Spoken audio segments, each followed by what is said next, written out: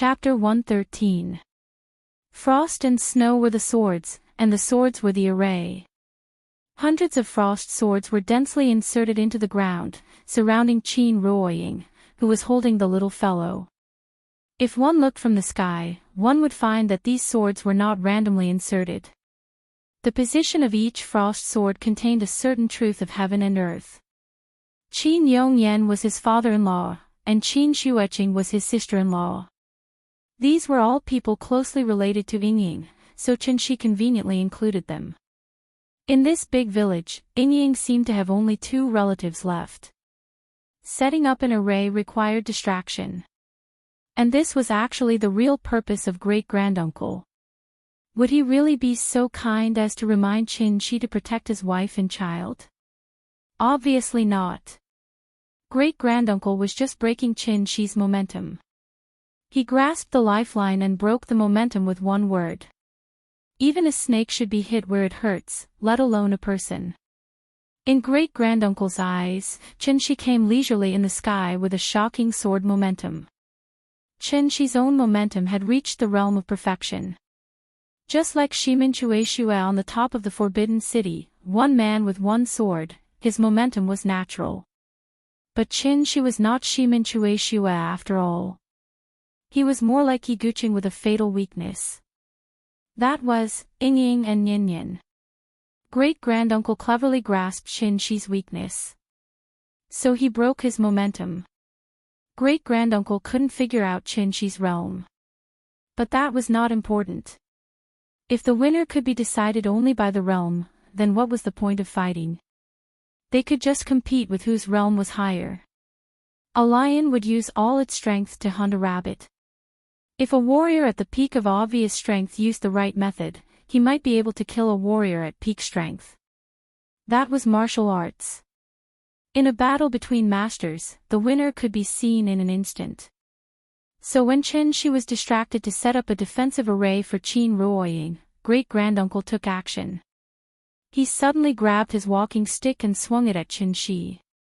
This dragon-headed walking stick was his weapon. With the support of granduncle's strength, the dragon head at the top of the crutch seemed to come alive. It was like a dormant black dragon had suddenly woken up. Wrapped in a streak of white light, it suddenly blasted toward Qinshi with shocking power. Hibernating dragon, roaring 1,000 mountains. The clouds in the 8 directions moved, and the 4 directions surrendered. Granduncle's sneak attack was very sudden. Qinshi had turned around to set up the formation and had not yet turned around. He struck out with his staff, aiming at the back of Qinshi's head. It was no different from Third Uncle's previous behavior. However, he was a little smarter than Third Uncle. He knew that he had to break the momentum and cause his opponent's mind to be disturbed before he made his move. However, no matter how astute great-granduncle was, he was still wrong about one thing. That was, he had underestimated Qinshi's strength. It was not an overestimation, but a far underestimation. The obvious strength stage could indeed kill the transforming strength stage. However, it was impossible for a golden core cultivator to kill a semi-god realm warrior. Even if he was just a semi-god realm warrior who had not recovered from a serious injury. Therefore, just as the dragon-headed walking stick was about to hit Qinshi, a long sword suddenly appeared in front of granduncle. Ding! The frost sword went from bottom to top. The seemingly fragile blade blocked granduncle's dragon-headed walking stick. Because they were too close, granduncle could even see every fine line on the frost sword. He widened his eyes. The energy in his body was surging, and his sleeves were fluttering. Just a little bit more. He would be able to break this frost sword soon. However, no matter how hard granduncle tried, the frost sword was like a pillar holding up the sky, between him and Qinshi. At this time, Qinshi had finally finished setting up the formation. With the infusion of true essence, the blade of the frost sword suddenly burst out a strong golden light. He turned to look at granduncle. Since you are tired of living, I'll send you on your way. As soon as he finished speaking, Granduncle was shocked. He suddenly realized that a huge threat was coming. Seeing this, Granduncle immediately withdrew his dragon-headed walking stick and then struck a pose. The dragon tail was entrenched, the dragon head was raised to the sky, and he held the walking stick in front of him with both hands. The guard technique, coiling dragon in the abyss, motionless as a mountain. And the moment he struck the pose, the tip of the sword condensed by frost and snow also stabbed toward him. A sword hidden in the air. Why did Qin Shi use a sword? That was because the true essence he had accumulated was still too little. It could even be said that it was pitiful. He was like a professional landlord who had 10 million in cash but chose to buy a house with all of it. After that, he lived by collecting rent, and he was just a beginner. Therefore, he had to be careful with his spending. He had to be calculative even when buying groceries. He didn't look like a multimillionaire at all. Save money, buy a house, collect rent, save money, buy another house, collect more rent. This was a qualified professional landlord. The moonlight sword technique was comparable to the 49 styles of heaven divination. Although it didn't have many moves and had many limitations, it had an advantage that the 49 styles of heaven divination couldn't compare to. That was, the sword technique consumed less true essence.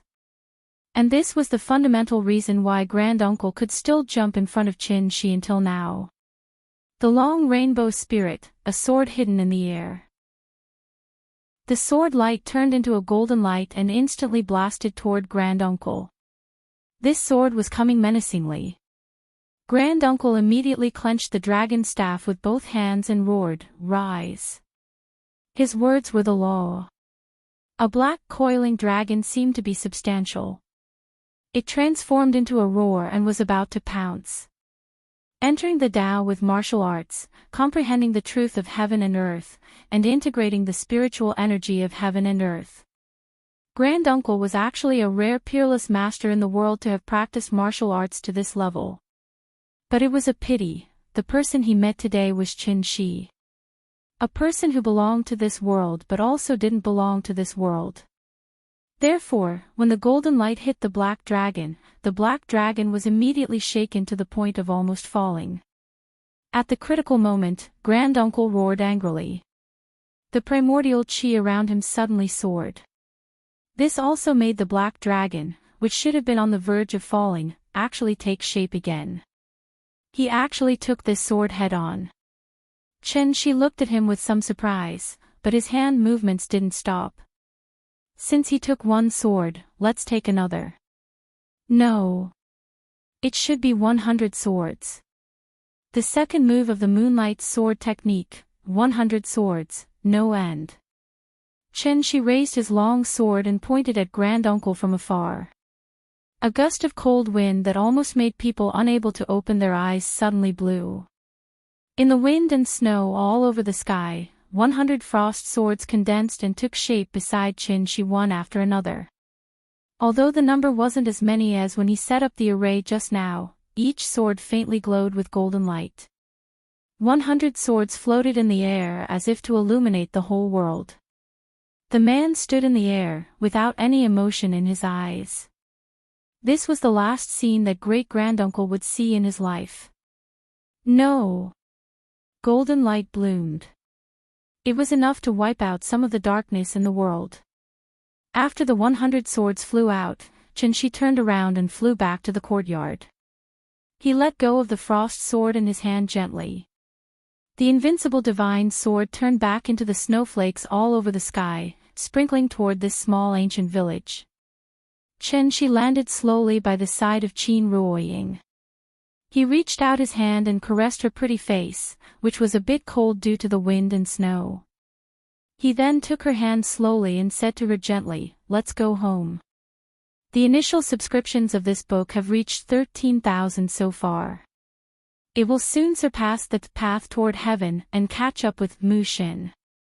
Thank you, I love you. Chapter 114. The little fellow had a very, very long dream. In that dream, there were wonderful magical castles, lively and cute cartoon dolls, and colorful and brilliant magic. It was a very, very long dream. She wanted to ride the roller coaster, but Papa didn't take her. Sister Chang-yi was the best. It was Sister Chang-yi who took her to ride the roller coaster. There were many people riding the roller coaster. The little fellow had ridden it with Sister Chang-yi several times, but she still hadn't gotten tired of it. Where's Papa? The little fellow suddenly thought of Papa, so she sat on the roller coaster and looked around for Papa. Nyen Nyen. Daddy is here. The little fellow looked in the direction of the voice and suddenly saw her father flying in the sky and greeting her. Papa! She immediately jumped up excitedly and threw herself into her father's arms. Daddy will take you to the sky to pick the stars, okay? Okay. She sat in her father's arms and looked at the roller coaster below her getting smaller and smaller. It flew higher and higher, but she didn't feel afraid at all. Suddenly, a white cloud floated in front of the little fellow's eyes. She pulled off a piece and held it high in her hand. She looked at her father and asked, Papa, is this a cloud? Yes, try it. Is it delicious? Hearing this, the little fellow immediately took the white cloud and took a bite. The sweet taste immediately made her smile until her eyes narrowed. Delicious. Papa, eat it. Nyen Nyen is so obedient. Delicious. The father and daughter ate the cloud. Suddenly, she woke up from the dream. The light was a little dazzling. The little fellow closed her eyes tightly and moaned for a long time before she finally opened her eyes. Nyen Nyen, you're awake. A woman's voice came into her ears. The little fellow sat up with the help of the woman, with a confused expression on her face. She rubbed her eyes and glanced at the woman. Then, she suddenly burst into tears with a "Whoa! Papa! Papa!" Qin Ruoying was stunned. Seeing this, Chen Shi immediately walked over from the side. He gently hugged the little fellow in his arms and kept comforting her. Daddy is here, Daddy is here. Hearing that familiar voice, the little fellow slowly stopped crying. She pouted and hugged Qin Shi tightly. It was as if he had been greatly wronged. After comforting her for a while, Qin Shi saw that she was no longer crying. He picked her up and said with a smile, "Let's go. Daddy will take you to wash your face." The little fellow lay on top of Qin Shi, staring blankly at Qin Ruoying with red eyes. Qin Ruoying was also looking at her. However, the expression on Qin Ruoying's face was very sad. When she saw Qin Shi pick up the little fellow from the bed, she immediately stood up from the chair and walked to the side to make way for Qin Shi. When Qin Shi saw her sad expression, he immediately reached out and patted her arm. He smiled and comforted her. "Give the child some time, okay?" Qin Ruoying nodded and forcibly swallowed back the tears that had already welled up in her eyes. Qin Shi took the little fellow to the bathroom.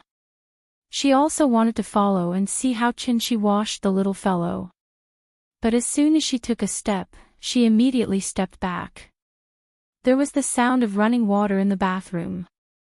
The little fellow bit the toothbrush and said something to Qin Shi in a muffled voice.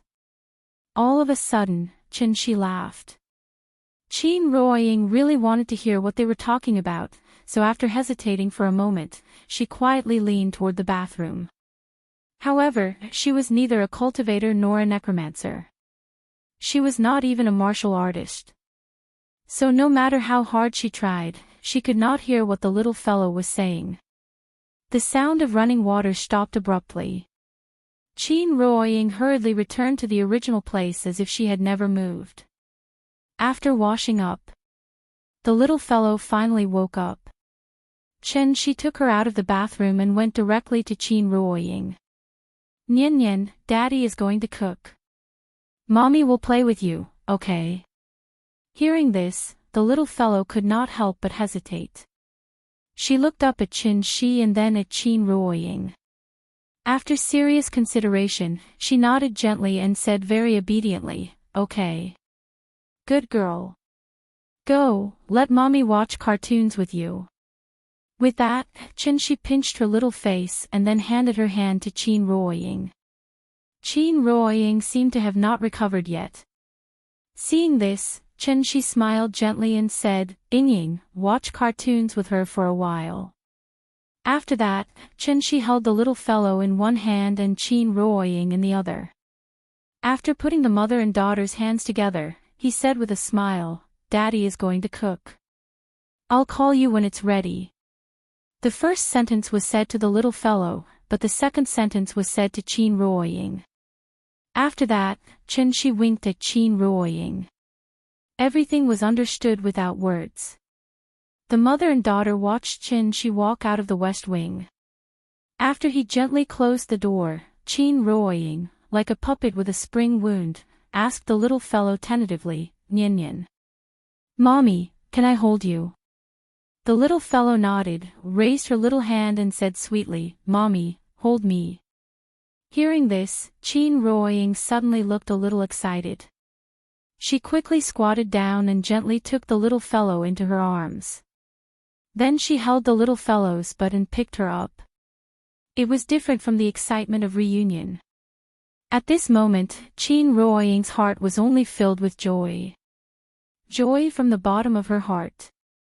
She was so happy that she couldn't help crying. "Nian, what cartoon do you want to watch? Mommy will find it for you." It seemed that she didn't want the child to see her crying. So after Qin Ruoying put the little fellow on the bed, she immediately turned around to look for the remote control. While looking for the remote control, she secretly wiped the tears off her face. Qin Ruoying pretended to look for the remote control.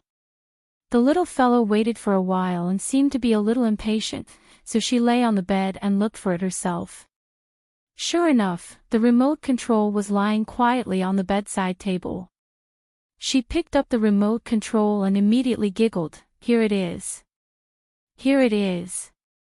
As she spoke, she skillfully pressed the button to turn on the TV. The channel was a children's channel, and it was playing her favorite cartoon. So she immediately turned to the other corner of the room and shouted, "Big cat! Big cat! Come on!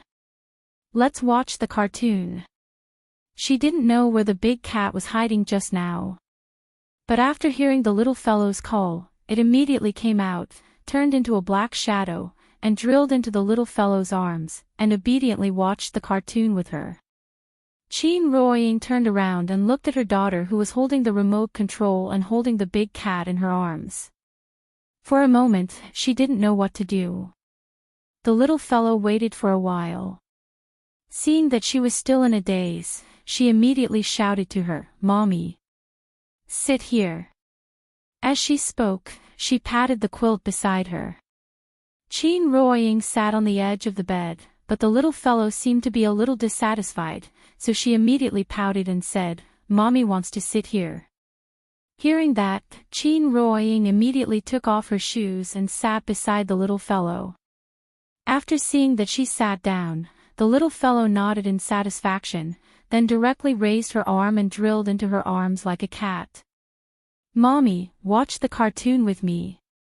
"Okay. Mommy will watch it with you." Outside the house. After hearing the conversation between the mother and daughter, Qin Shi couldn't help but smile slightly. After laughing for a while, he felt relieved and walked to the kitchen. Chapter 115. The courtyard of the Qin family suddenly became lively. There were not many dishes at home, so Qin Shi went to the supermarket first, and then went straight to the kitchen with bags of food. In this family, only he and Nian were outsiders. It was also because of these two outsiders that the atmosphere in the house became a little strange. Qin Ruoying and the little fellow were watching cartoons in the west wing, Qin Shueqing was making a phone call in the east wing, and Qin Yongyan was alone in the study next to the main room, doing something unknown. There were more people at home, so the dinner naturally had to be more sumptuous. So when Chen Shi returned to the kitchen, he started 3 stoves at the same time. He washed and prepared the vegetables, shredded and peeled them, and cooked the soup and stir-fried the vegetables. He was very busy. After all, he did not have 3 heads and 6 arms, so he simply used the sword-controlling technique and the fire-controlling technique, preparing to cook this family banquet with the means of immortal cultivators. Yes, family banquet. Chen Shi was brought up by his grandfather since he was a child. Unfortunately, his grandfather died early, so he had no relatives in this world for a long time. When he was in college, he finally had a lover. It also made him understand what it meant to care. Now, his lover became his family. Therefore, her family had become his family. He had a family. It was a kind of relationship that was not related by blood but was comparable to blood. A person who had no family suddenly had a family. So he cherished it more than anyone else.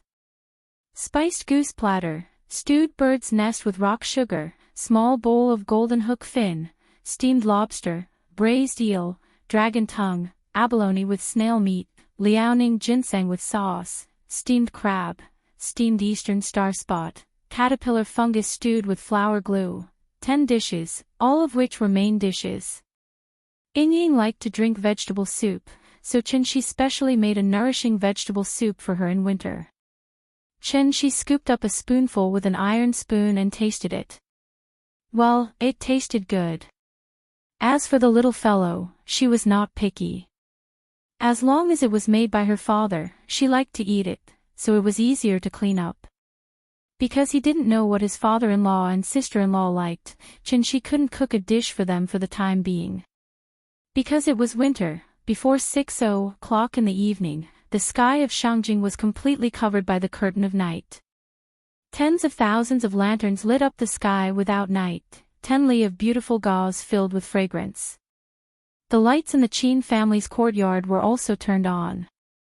There were many dishes today, so they could only eat in the main hall. After placing the bowls and chopsticks in order, Chen Shi shouted towards the door, "The food is ready. Come and eat first." The little girl heard her father's shouts.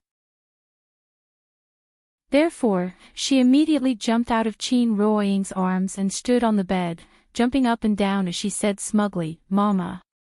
It's time to eat, I'm hungry. I want to eat." "Okay, let's go.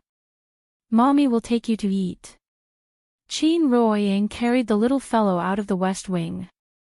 When he arrived at the main hall, he was immediately shocked by the sumptuous dinner in front of him. "You did it." She put down the little fellow, then pointed at the big meal in front of her, and couldn't help but ask suspiciously.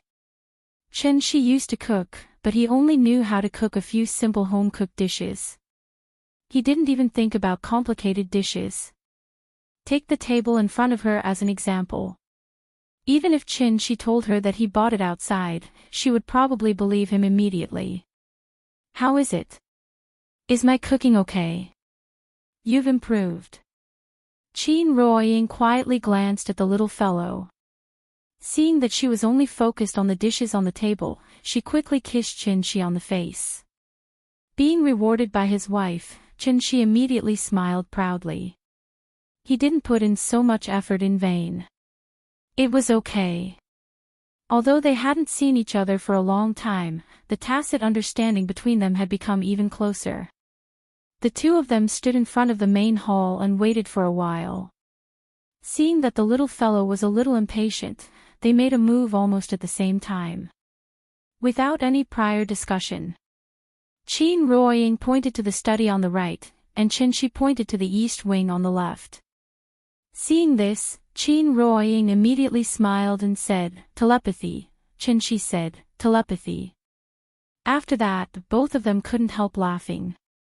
Qin Ruoying turned and walked to the study. "I'll call Dad first." After she left, Chen Shi touched the little fellow's head and said, "Nian Nian, good girl. Don't steal food. Dad will call Auntie to eat."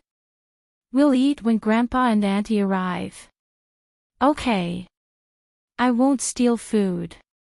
The little fellow nodded heavily while chewing the spiced goose. Naughty. Chen-Shi gently pinched her little face, which was bulging like a hamster, and walked out of the main hall with a smile. The light in the east wing was on. Qin Shuiqing had been hiding in the room since she came home. No one knew what she was doing. Chen-Shi knocked on the door, but she didn't respond. He couldn't just barge into his sister-in-law's room. Therefore, Chen-Shi waited outside for a while and shouted outside the door, "It's time to eat." He didn't call her that. Because he really hadn't thought about how to call his sister-in-law. If he called her by her full name, it would seem too distant. If he called her by her name, with his current relationship with his sister-in-law, he was afraid that he would be slapped in the face. Therefore, Chen-Shi thought about it and simply didn't even call her by her name. After waiting for a while, the door opened. Qin Shuiqing walked out of the east wing and stood in front of Chen-Shi.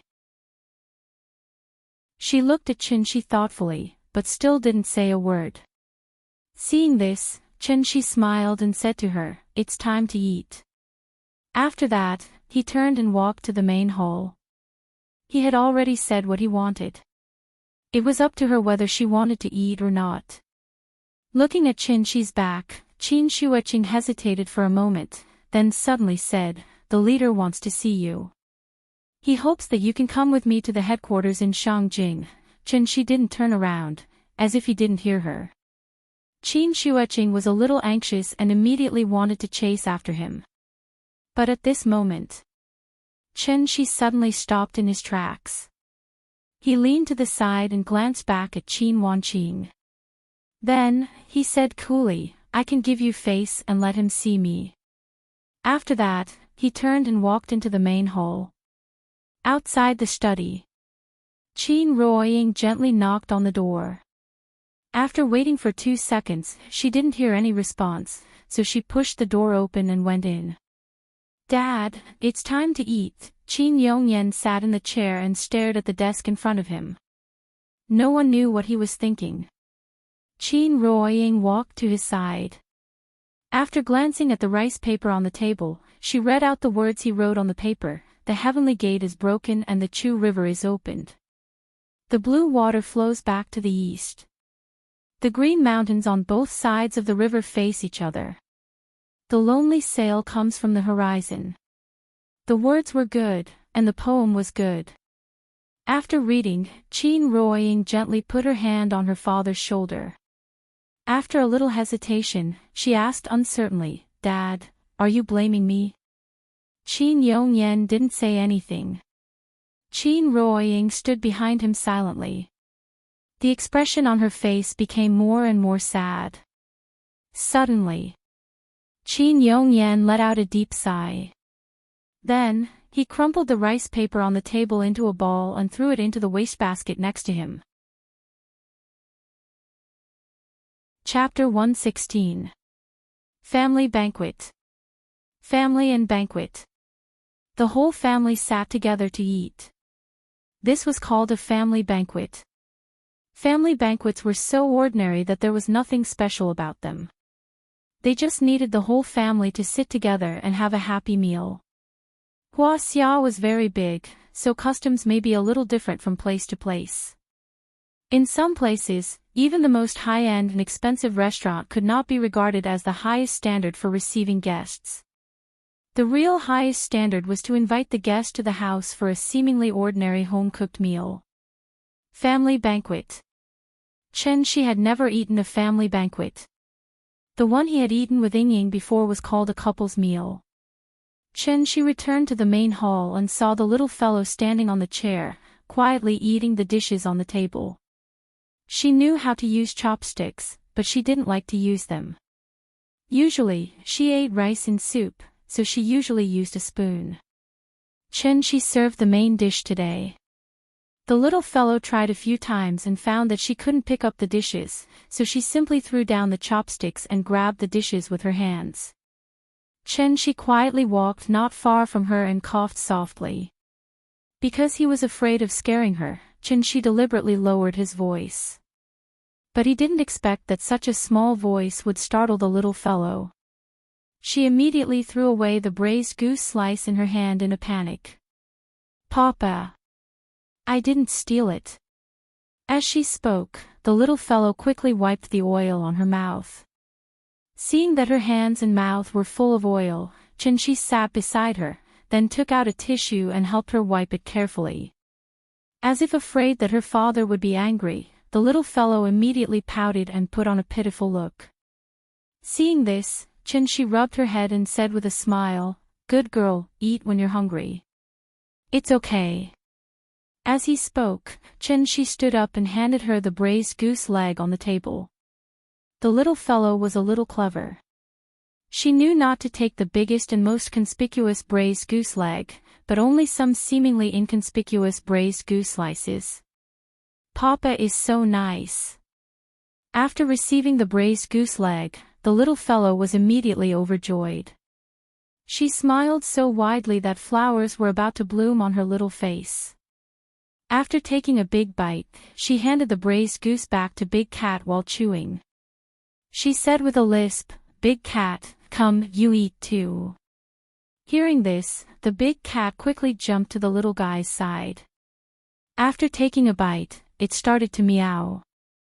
This fellow was a monster that had cultivated successfully, and the spiritual chi of heaven and earth had already washed away the filth on its body, so Qinshi didn't mind the little fellow eating with it. Qinshi waited for a moment. Seeing that she was happy, he pulled her to his side and looked into her eyes. He said seriously, "Nian Nian, promise me that you won't lie anymore. You can tell me whatever you want. As long as it's reasonable, I'll agree to it. Do you understand?" The little guy was stunned for a moment. After hesitating for a moment, she nodded gently and replied weakly with a pout, "Okay, I won't lie, good girl."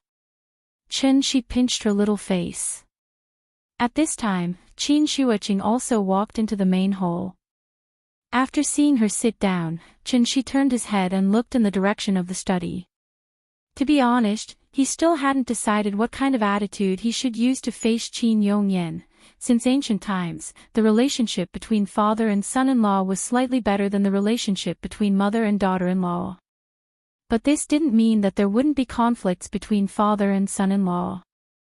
As the saying goes, the more a mother-in-law looks at her son-in-law, the more she likes him.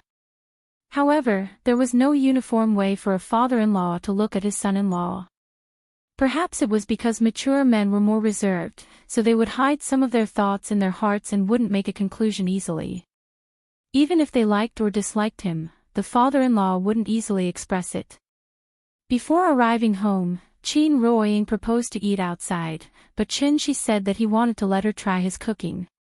Qin Ruoying couldn't persuade him, so there was this sumptuous meal in front of her. In fact, eating wasn't the main point. Meeting Yingying's father officially was the main point of this dinner. Qinshi and Qin Yongyan, this father-in-law and son-in-law, had a very subtle relationship. Nian Nian was already 4 years old when Qin Yongyan just found out that he had a granddaughter. And as his son-in-law, Qinshi showed his invincible power in the village in the morning, showing his absolute power that was beyond imagination. Everything that happened. What kind of experience would Qin Yongyan have? Qinshi couldn't imagine it from his perspective. After all, he wasn't involved. Anyway, what's done is done, and he had finished eating. His father-in-law couldn't possibly ask him to spit it out, right? After waiting for a while, Qin Ruoying and Qin Yongyan arrived. As soon as they walked into the main hall, Qinshi was about to get up and greet them. Like Qin Shuiqing, Qinshi still hadn't figured out how to address Qin Yongyan. Yingying wasn't his legal wife after all. They were already engaged, so it wouldn't be good to call him dad directly. Nian Nian was already 4 years old, and she was still calling him grandpa sweetly. But he was calling Qin Yongyan uncle. Wouldn't that seem too distant? How should he address him? It was so annoying. Even an immortal would worry about such trivial matters. While Qin was still worrying, Qin Yongyan's reaction immediately eased Qin awkwardness. Qin Yongyan followed Qin Ruoying into the main hall. Seeing that Qin was about to get up, he immediately stopped Qin, and then said with a smile, "You've worked hard. Sit down." After that, he directly sat down at the head of the table in front of the red sandalwood carving table. After waiting for so long, the children must be hungry. Let's have a taste. Is the master's cooking as good as his swordsmanship? Qin Yongyan said with a smile, but quietly made a small joke with Qin. As soon as he said that, Qin Shuoqing's hand, which was about to pick up the chopsticks, suddenly trembled. She was a Wu Dao guru, but now even holding a pair of chopsticks was trembling. It was easy to imagine how complicated her feelings were right now. After all, she wasn't as shrewd and calm as Qin Yongyan. After secretly glancing at Qin, she picked up the chopsticks and directly started to eat. At this time, Qin got up and pushed the small bowl of golden wings to Qin Yongyan, and then said with a smile, "Sorry to make a fool of myself. This small bowl of golden wings is my specialty. Would you like to have a taste?" "Ha, then I won't stand on ceremony.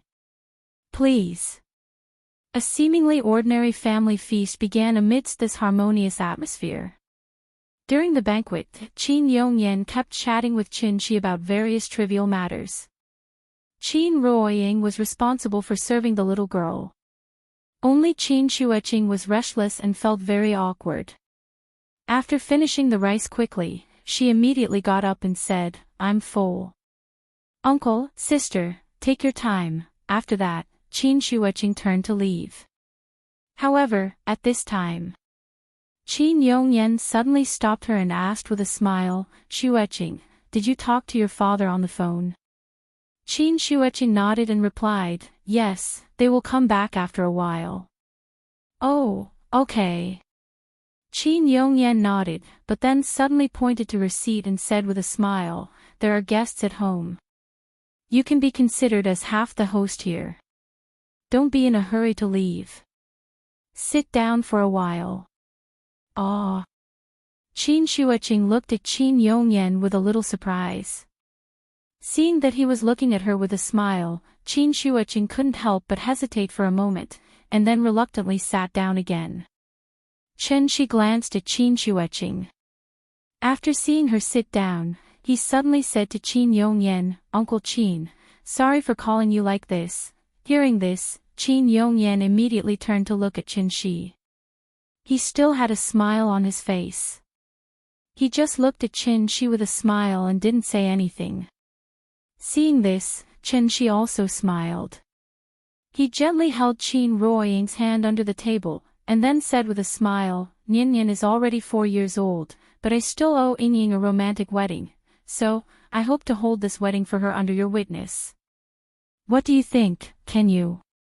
Before Qin Yongyan could answer, Qin Ruoying had already turned her head and looked at Qin in a daze. Wedding. She really never thought about it. Qin had actually been keeping this matter in her heart. Drinking wine and growing old together.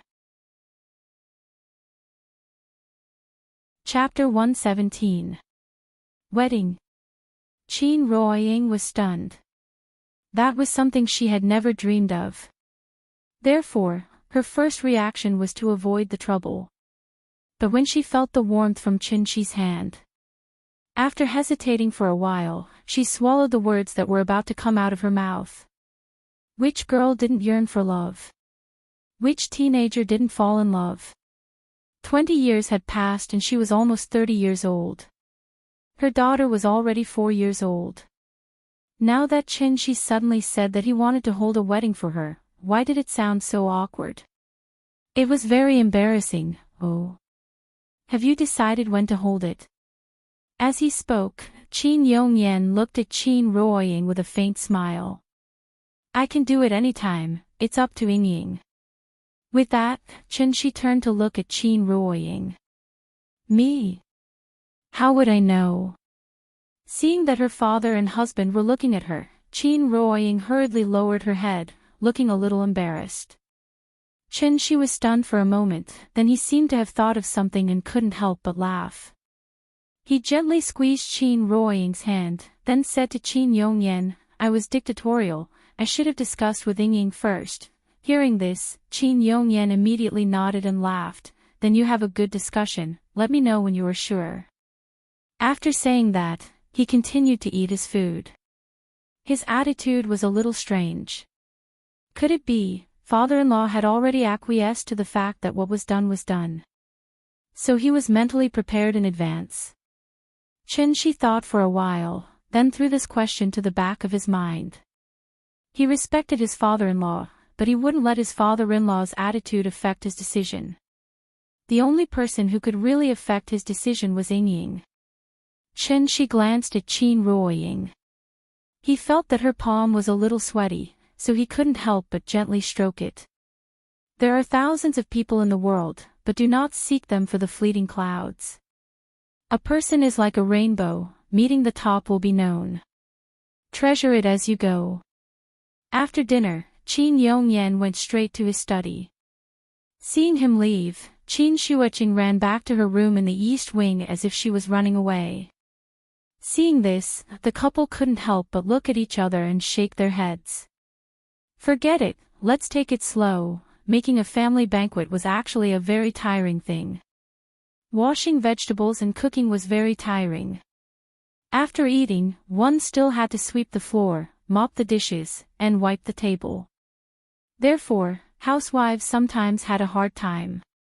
As a good man of the new era, Chen Shi had the awareness to become a house husband.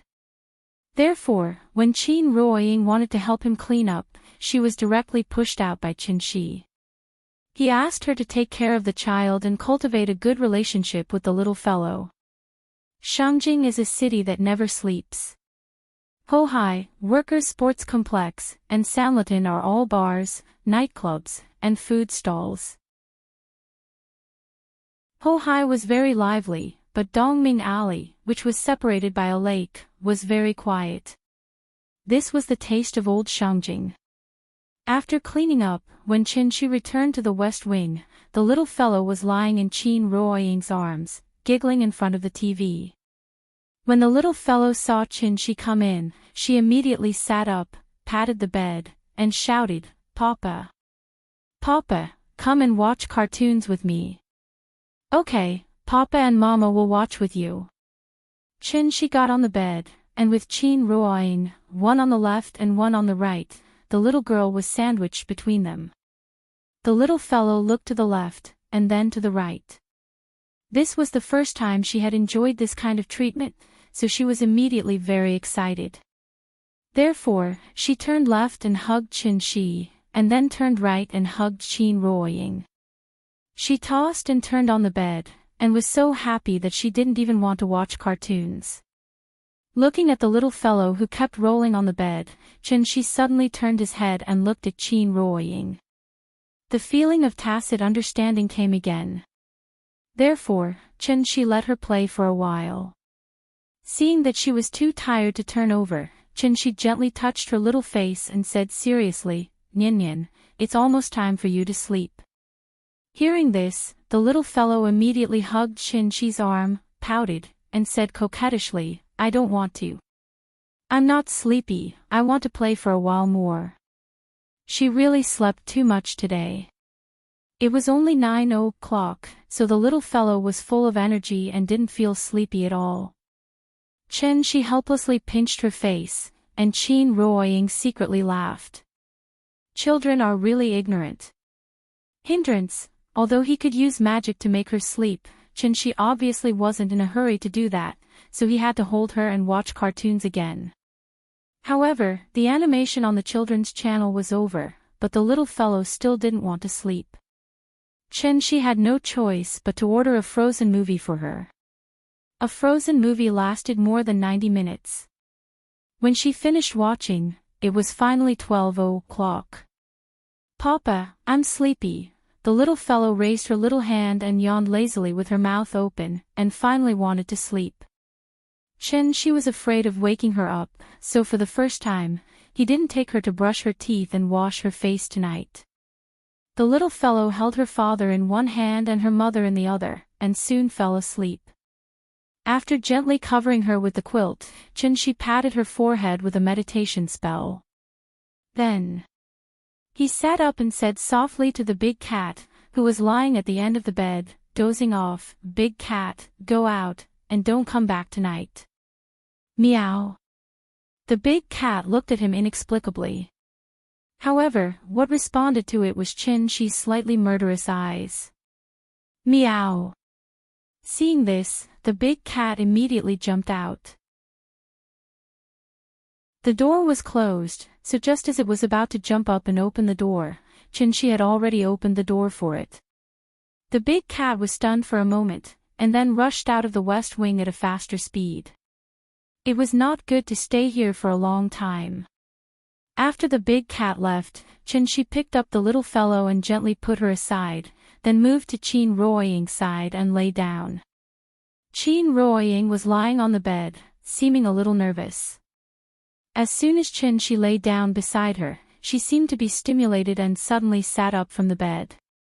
After hesitating for a moment, Qin Ruoying said with some embarrassment, "Nian is still next to us, she's asleep."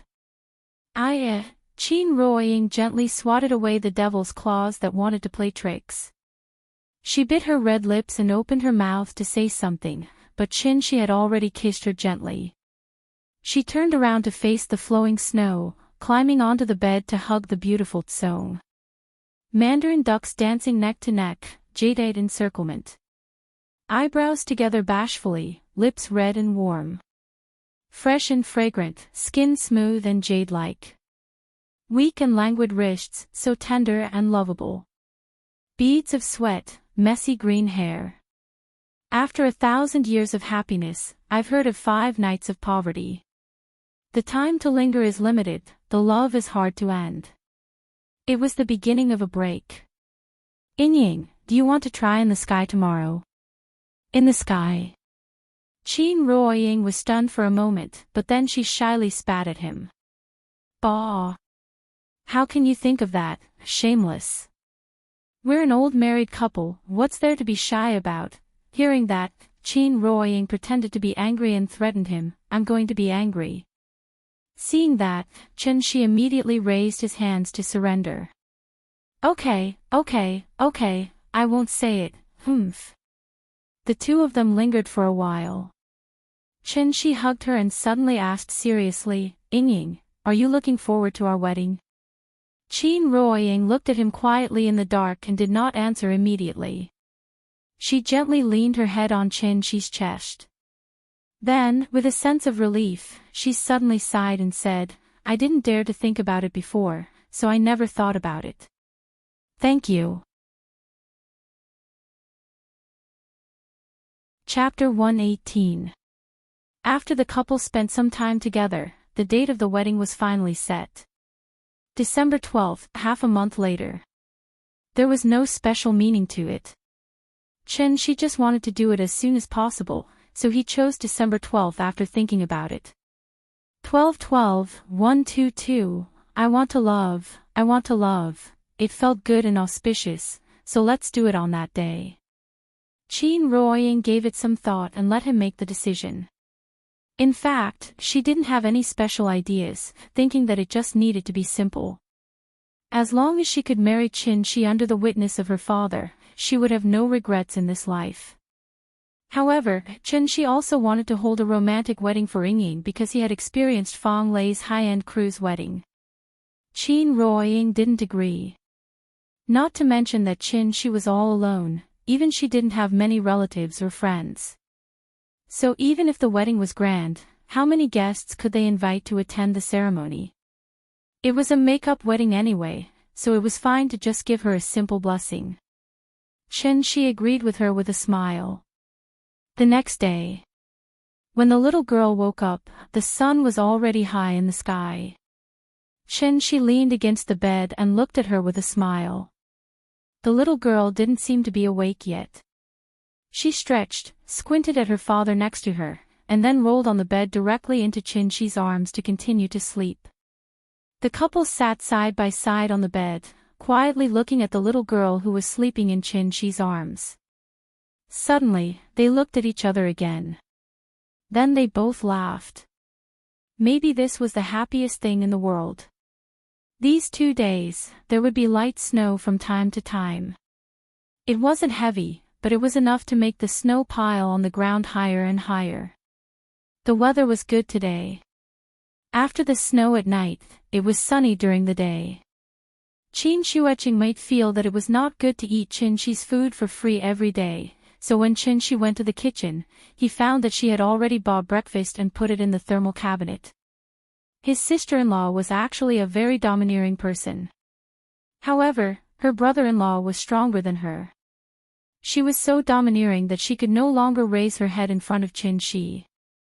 Because the little fellow had gone back to sleep, it was already 9:00 in the morning by the time Qin Ruoying took her to wash up and get up for breakfast. Her sister-in-law was a very particular person, so the breakfast she bought was naturally not the porridge and steamed buns from the roadside stalls. He didn't know where she bought these Cantonese morning snacks, but just looking at them was enough to whet his appetite. Because they woke up too late, Qin Shueching and Qin Yongyan had already eaten, so Qin-Shi directly took the breakfast back to the West Wing. The little girl liked barbecued pork buns and shrimps very much. After taking a bite of each dish, the little girl held the roast pork bun in one hand and the shumai prawn in the other. Her mouth was as big as a squirrel stealing pine nuts, but she didn't forget to nod and praise the deliciousness. Perhaps it was because the weather was too cold, so after breakfast, the little girl ran to the bed again to watch cartoons. This was a bad habit. So under Qin-Shi's strong request, she had to obediently follow Qin-Shi to the yard and prepare to build a snowman with her father. However, perhaps it was because Qin-Shi had built a super large snowman for her before. Therefore, the little girl didn't want to build any more after a while, because she was afraid of the cold now. Qin-Shi was a little speechless, so he had to begin to reflect on whether there was something wrong with his education of his child. He felt that Nian was becoming more and more disobedient now. Especially after Qin Ruoying came back, she often acted coquettishly and wanted to watch cartoons. And the person she acted coquettishly to was not him. It had only been a day, but she was getting closer and closer to her mother. It was probably because Qin Ruoying had just seen her daughter, so she wanted to be obedient to her. If Qin-Shi hadn't stopped her, Qin Ruoying would have even taken her back to watch cartoons. She was afraid of the cold and didn't want to stay outside, but when she entered the house, she wanted to watch cartoons. This cartoon definitely couldn't be watched. It was not right to be cooped up at home all day, so she had to exercise. So, Qin-Shi called the big cat. This guy was comfortable in bed last night, but was suddenly driven to the main hall by Qin-Shi to be exposed to the cold wind. Now, it was still full of resentment. But when Qin-Shi called it, it didn't dare to disagree, so after a meow, it ran over obediently. You change back and take Nian to run a few laps in the yard. Meow, the big cat was a little reluctant, and tried to protest with a few meows. Protest was invalid, so it could only obediently change back. This trick was effective. When the little girl saw the big cat change back to its original form, she was immediately attracted. Without Qin-Shi's reminder, she quickly rushed over and hugged the big cat. The big cat was very cooperative, and the little girl sat on it very skillfully. Big cat. Let's go. Go, go, go. Obviously, it was the big cat doing the work, but because the little girl was too excited, she kept shouting, so it didn't take long for her to be tired and gasping for breath. Qin-Shi stood on the steps outside the West Wing, looked at the little girl running in the yard, and then looked at his lonely wife beside him. Suddenly, he felt that he might already be the happiest person in the world. Winner in life. This feeling was really good. Qin-Shi looked up at the sky. The wind and snow had just stopped, and the sky in Shangjing was as blue as it was on National Day. Was this the feeling of happiness? After the washing of time, after the lights waned, one would understand the preciousness of dullness. Thinking of this, Chen-shi couldn't help but gently hold Qin Ruoying's hand. He suddenly turned to her and said, "Ying, I suddenly have a new life goal. Hearing this, Qin Ruoying looked at him with some doubts. Seeing his serious face, she immediately couldn't help but chuckle and say, "It's broad daylight, don't make trouble." She thought that Chen-shi was going to play a joke on her again. However, Chen-shi looked at her quietly for a few seconds, but suddenly said to her very seriously, "Ying, I love you. If I have to put a time limit on this love, I hope it's..." Speaking of this, he suddenly paused, and then solemnly said the time limit he wanted. "Eternal life. I hope you can be by my side forever. Together with me, we'll see the end of time." Qin Ruoying was stunned. But then, she threw herself into Chen-shi's arms, just like in the school playground, and took the initiative to raise her head and kiss Chen-shi's mouth. After a long time, the two reluctantly let go of each other. Qin Shueqing stood outside the east wing, watching them show their love unscrupulously in public, and immediately snorted angrily. At this time, the little fellow rode Big Cat to her side. The little fellow raised her little head again and asked sweetly, "Aunt, do you want to play with me?" Qin Shueqing hesitated for a moment. Then she touched her little head and said softly, "No, you have fun with Big Cat." "Okay. Big Cat, let's play." After watching the little fellow ride Big Cat away, Qin Shueqing hesitated again, and then quickly walked through the yard to the steps outside the west wing. She raised her head slightly. Chapter 119. The timing of the sister-in-law's request was very strange. Chen-shi had just finished showing off his affection with her sister, and she was asking for guidance. However, her tone was not very polite, as if she felt that asking Chen-shi for guidance was a very embarrassing thing. Her stiff attitude made it impossible for others to feel her sincerity. Sister-in-law was arrogant. Chen-shi lowered his head and looked at her, but did not answer immediately. At this time, Qin Ruoying suddenly squeezed his hand slightly, clearly reminding him to answer quickly. Before the husband said anything, the wife had already started to whisper pillow talk. Chen-shi smiled and looked at Qin Ruoying. Then, under Qin Shueqing's slightly expectant gaze, he suddenly shook his head and said softly, "No." Qin Shueqing was stunned. Qin Ruoying was also stunned. The two sisters looked at Chen-shi in disbelief. They obviously did not expect Chen-shi to refuse. Obvious Jing, inward Jing, peak Jing, Dan stage, Alcade stage, invincible stage, diviner stage. Chen-shi was already standing at the peak of this world. Those who had reached the controlled Dan stage were called grandmasters. But after reaching the grandmaster stage, Qin Shueqing realized how difficult it was to go further. Chen-shi was a diviner. As long as he casually gave her some guidance, it would definitely be a great help to her. Her idea was good, but she really did not expect that Chen-shi would refuse her directly in front of her sister. Qin Shueqing became angrier and angrier the more she thought about it. In a fit of anger, she immediately turned around and walked back to the east wing. Qin Ruoying knew her sister's temper, so she immediately pulled Chen-shi, wanting to intercede for her sister. However, before she could say anything, Chen-shi sighed softly and suddenly stopped Qin Shueqing. "I have never learned martial arts, how do you want me to give you guidance? Why don't you show it to me first?" Hearing this, Qin Shueqing immediately stopped. She was a Wu Dao Grandmaster, but now she was asking for guidance from a necromancer. It did seem a little unreasonable. However, Chen-shi was ultimately at the celestial being realm. His horizons were definitely not something that ordinary people could compare to. Thus, after thinking for a while, Qin Wanqing turned around and said, "Okay, I'll play it for you first." After saying that, she walked to the center of the courtyard and got into a starting position. The Qin clan's inherited martial art, Mother-Child Soft Palm. The Mother-Child Cotton Palm had a total of 9 forms, and each form had 6 variations. There were a total of 54 forms, and each form had a molecular variation. Therefore, the Mother-Child Cotton Palm had a total of 108 forms. In the small courtyard. In a slightly tipsy winter day, Qin Xueqing proudly stands alone, holding her breath.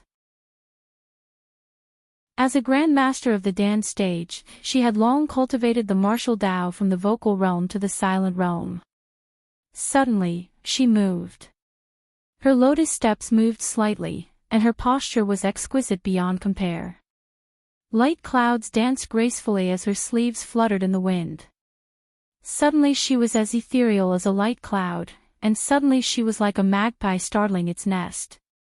A set of Mother-Child Cotton Palm, which was soft but firm, came out from her hands. It was not like a martial art, but more like a dance. As it fluttered and danced, it was like a snow lotus blooming angrily.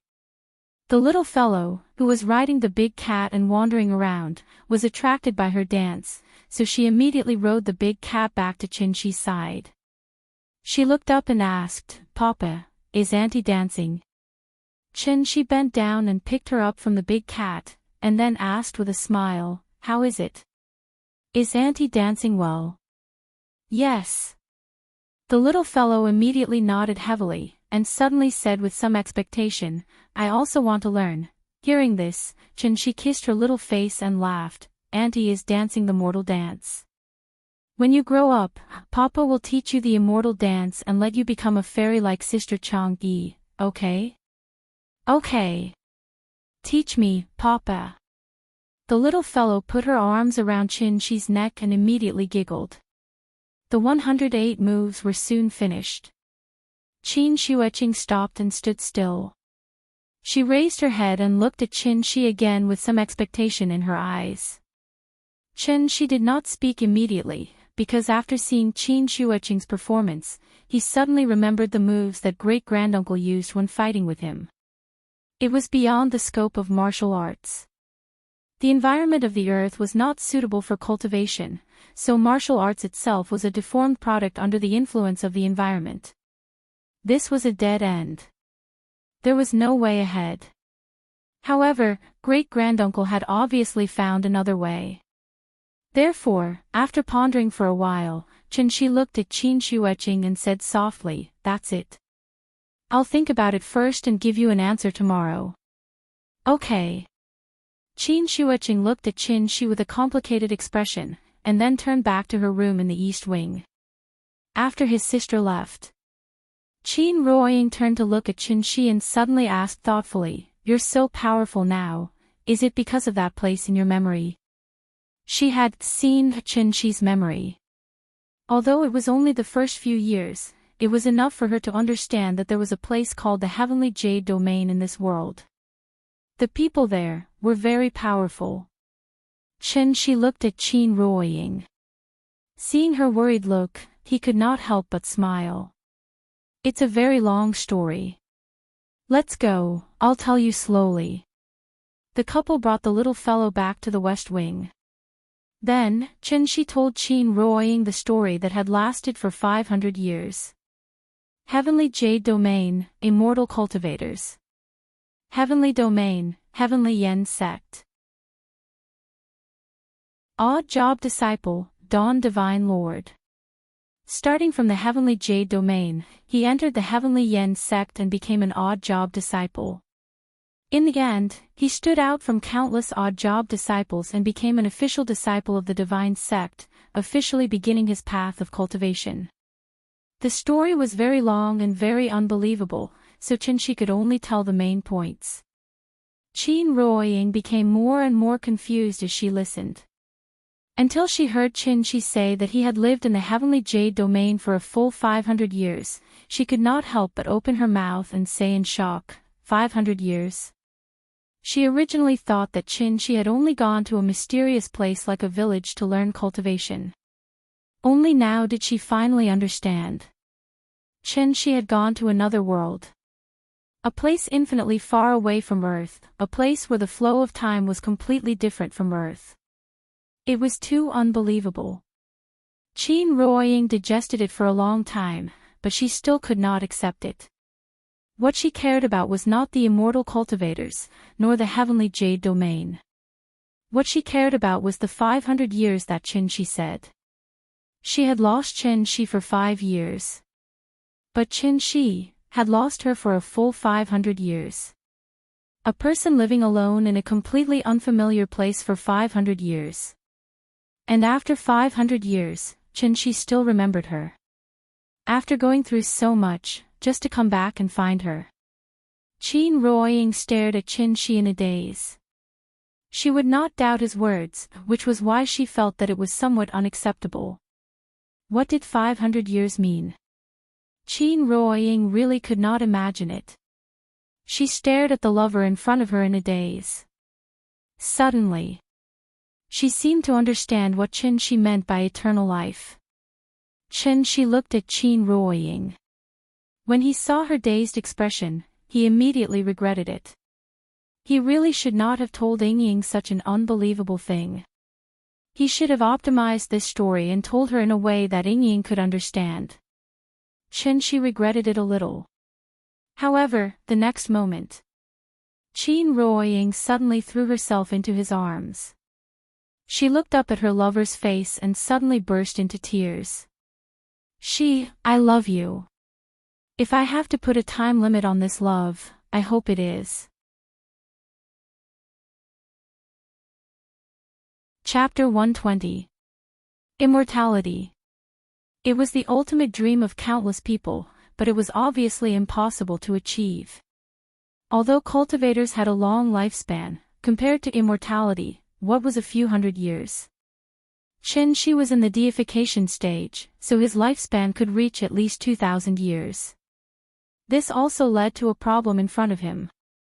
After all, Qin Ruoying was just a mortal. Living over 100 years old was already a long life. Qin could live for 2,000 years, but Qin Ruoying couldn't accompany him for 2,000 years. 5 years was enough for time to leave a trace of imperceptible traces on her face. Let alone 2,000 years. After going through so many hardships, he finally found his lover. Would he have to watch her wither in his arms after a few decades? Qin would never allow such a thing to happen. Absolutely not. He had no delusions about immortality.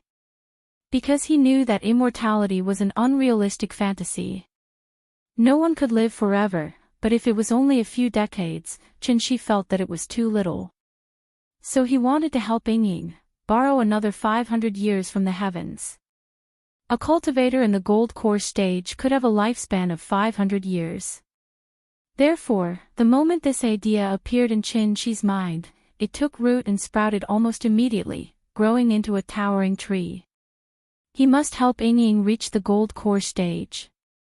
Although the spiritual aura of heaven and earth was thin, there were still hidden masters who were close to the gold core stage like great-granduncle. Without the inheritance of cultivators, great-granduncle could reach this step. What's more, he was holding Qin Ruoying's hand and walking. She was just a gold core. Thinking of this, Qin immediately guided Qin Ruoying to find the sense of qi. To become a cultivator, the first step was to find the sense of qi. Only after detecting the existence of the spiritual aura of heaven and earth could one use a secret method to refine the spiritual aura into one's own true essence and gather it in one's dantian. If one couldn't even detect the spiritual aura of heaven and earth, then what was the point of cultivating? The sense of qi was a mysterious feeling beyond the 5 senses. There were some talented individuals who didn't even need anyone to teach them. They could awaken their sense of qi when they were still in their infancy and instinctively refine the qi of heaven and earth. However, such geniuses were rarely seen. Therefore, if one really wanted to talk about it, humans, who were the wisest of all living things, were inferior to demons in this aspect. For example, Big Cat. It was originally a wild leopard that lived in the mountains. One day, when it suddenly awakened its sense of qi, it relied on its instincts and slowly stepped into the spirit-gathering stage. As more and more spirit qi accumulated, the big cat naturally reached the wisdom realm. Now that it had gained sentience, it could be considered to have truly stepped onto the path of cultivation. It was impossible for Qin Shi to hide anything from Qin Ruoying. Therefore, he took out the best cultivation technique he had, the treasure of the Sky Yen Divine Sect, the Sky Yen Divine Canon. The cultivation method is the best, but Qin Ruoying doesn't know what's wrong with her. She tosses and turns for a whole night but still can't find any qi. It was true that the spiritual energy on earth was sparse. However, the person sitting next to her is a spirit formation stage expert. Chen Shi even used his own true essence to completely wrap her up. It wasn't an exaggeration to say that every breath she took was pure true essence that had been refined by Chen Shi. It was even purer than the original heaven and earth spirit qi. However, even so, Qin Ruoying still can't find any qi. To find the qi, a slower person would need a few hours, while a faster person would only need a few minutes. For example, Chen Shi's method of using true essence to directly wrap her up is practically cheating. Unfortunately, she still can't feel it. There's no other way. Chen Shi doesn't want to give her too much pressure, so he can only lie to her and say that everything is difficult at the beginning, and let her try again tomorrow morning. Qin Ruoying can't even be considered as a martial artist, her physical strength is already weak. After tossing and turning for an entire night, she is also tired, so she didn't suspect anything and fell asleep while hugging Chen Shi. The next day, Qin Shueqing bought breakfast as usual. After breakfast, Chen Shi took the little fellow to do morning exercises in the courtyard. Qin Ruoying stayed in the house to continue to search for the qi. However, until lunchtime, Qin Ruoying still can't find the qi. At this time, Chen Shi can't help but feel anxious. Immortal cultivators are divided into realms, and every time a cultivator crosses a major realm, they will have an extraordinary transformation. However, the advancement of this realm is extremely difficult. Many people with mediocre aptitude may even be trapped in the qi refinement stage for their entire lives, and can't make any progress. He has been in the Tianyuan world for more than 500 years, and he has never heard of anyone who can't find the qi. If you can't find the qi and can't even enter the door, what kind of cultivator are you? Could it be, is it because the cultivation methods of the Tianyuan world can't be used on Earth? Thinking of this, Chen Shi immediately found Qin Shueqing, and then taught her a set of ordinary cultivation methods. Qin Shueqing thought that Qin Shi taught her the cultivation method of the necromancer, so she immediately began to search for the qi according to what he said. However, Qin Shueqing and Qin Ruoying are in the same situation. The two of them struggled until the afternoon, but still couldn't find the qi that Qin Shi was talking about. If they can't find the qi, it means that they can't cultivate. The matter is a bit serious. Chen Shi hesitated for a moment, and then took the set of cultivation methods to Qin Yongyan, and prepared to let his father-in-law try it. Qin Yongyan is also a Dan stage grandmaster. After seeing how powerful Chen Shi is, he has always been very interested in Chen Shi's cultivation methods. So now that Chen Shi came to him with the cultivation methods, Qin Yongyan immediately smiled and practiced according to what he said. The same treatment as Qin Shueqing. As soon as Qin Yongyan closed his eyes, Chen Shi wrapped him with vital essence. However, after a few seconds, Qin Yongyan suddenly opened his eyes and chuckled. Is this the qi sense you were talking about? It's really a strange feeling. You feel it? Chen Shi's expression changed abruptly. He immediately withdrew his vital essence, and then asked nervously, then try again. See if you can absorb the surrounding spiritual qi into your body through this set of cultivation methods. Okay, I'll try. Qin Yongyan sat cross-legged on the ground with his hands on his knees, and then practiced according to the cultivation methods given by Qin Shi. Qin Shi looked at Qin Yongyan nervously. After about 10 minutes, Qin Shi suddenly felt that the spiritual qi around Qin Yongyan began to flow slowly. Although it was extremely weak, it proved that there was nothing wrong with the cultivation methods. He could cultivate. Since there was no problem with the incantation, then what was the problem? With a stomach full of doubts, Qin Shi quickly returned to the west wing. Qin Ruoying was sitting on the bed, trying hard to find the qi. After hearing Qin Shi say that cultivation could prolong life, she was completely moved. After all, if possible, who wouldn't want to live a few more years? She worked very hard.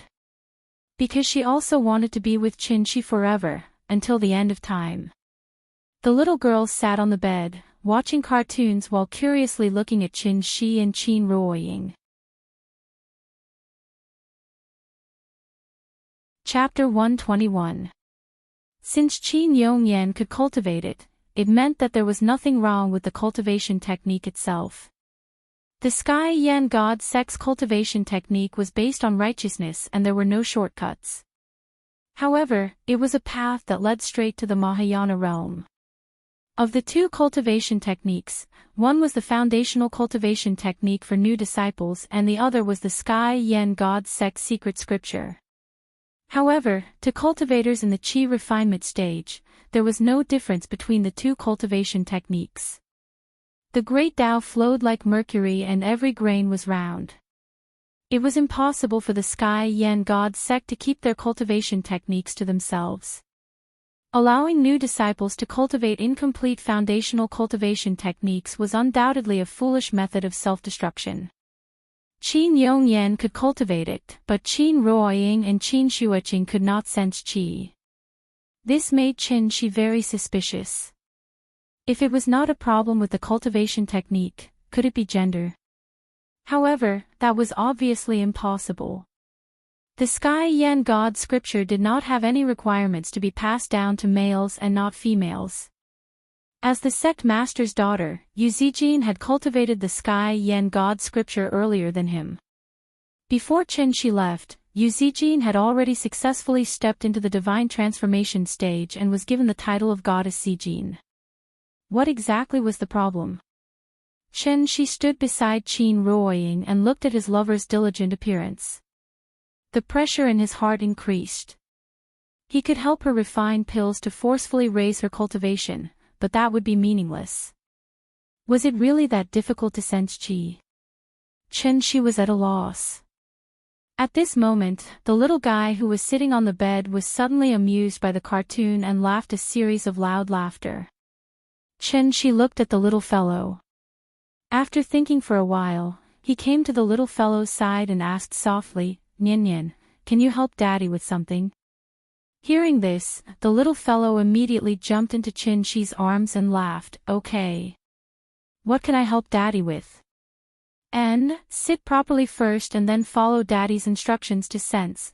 Under Qin Shi's guidance, the little guy assumed a proper posture with his 5 hearts facing the sky. After that, Qin Shi gently rapped her with his true yuan. "Nian Nian, use your heart to sense. Are there many things floating around you like dandelions?" The little fellow obediently closed her eyes and sensed for a while, but she did not feel anything.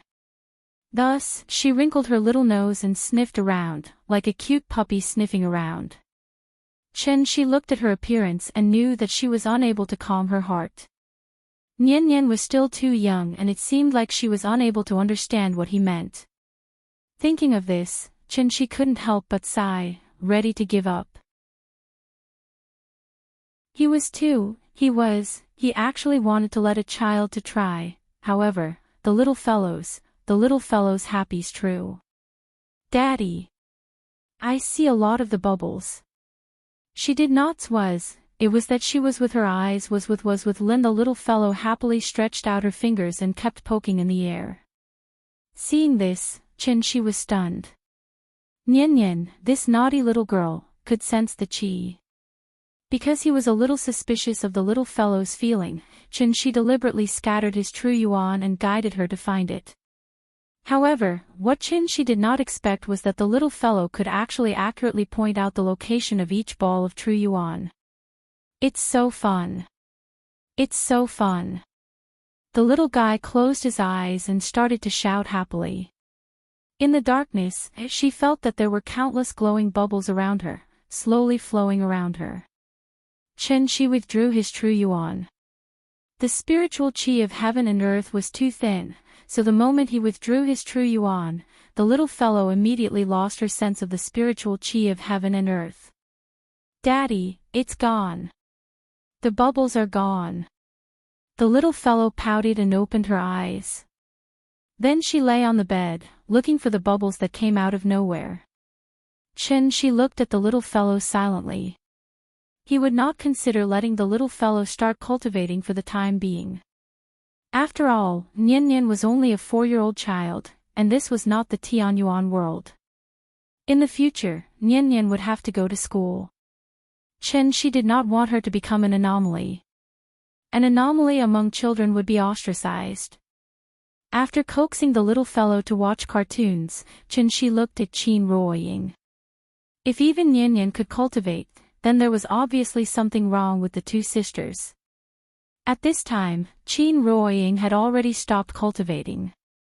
She heard the little fellow's movements. Seeing that her daughter could immediately find the feeling that Chen Shi said, Qin Ruoying's face darkened.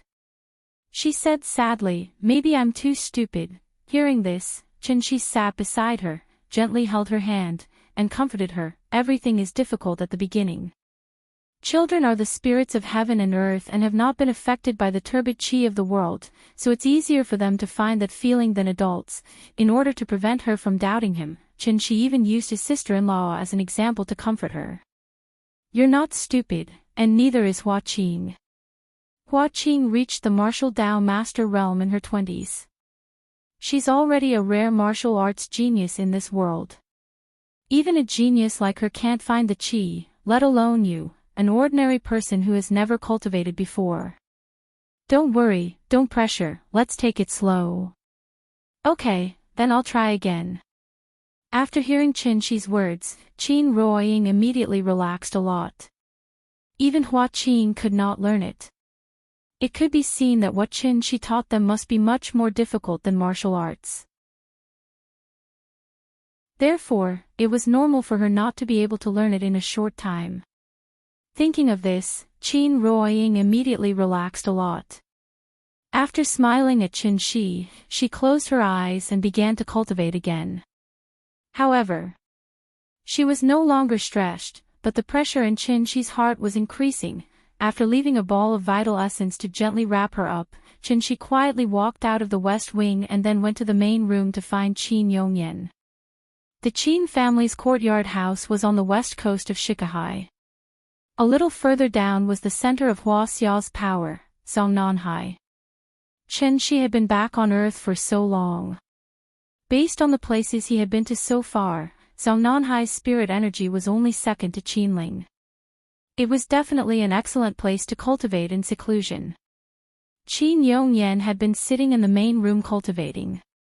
After tossing and turning for the whole afternoon, when Chen Shi once again walked into the main room, she could even see a trace of cloud rising around Qin Yongyan's body.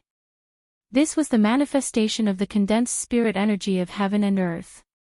It also meant that Qin Yongyan had begun to try to refine the spirit energy of heaven and earth. Chen Shi did not tell Qin Yongyan the truth. He simply described the problem that the sisters were facing now. Qin Yongyan was very smart. Therefore, he immediately understood that Chen Shi was hinting him not to mention cultivation in front of the sisters, so as not to bring unnecessary psychological pressure to them.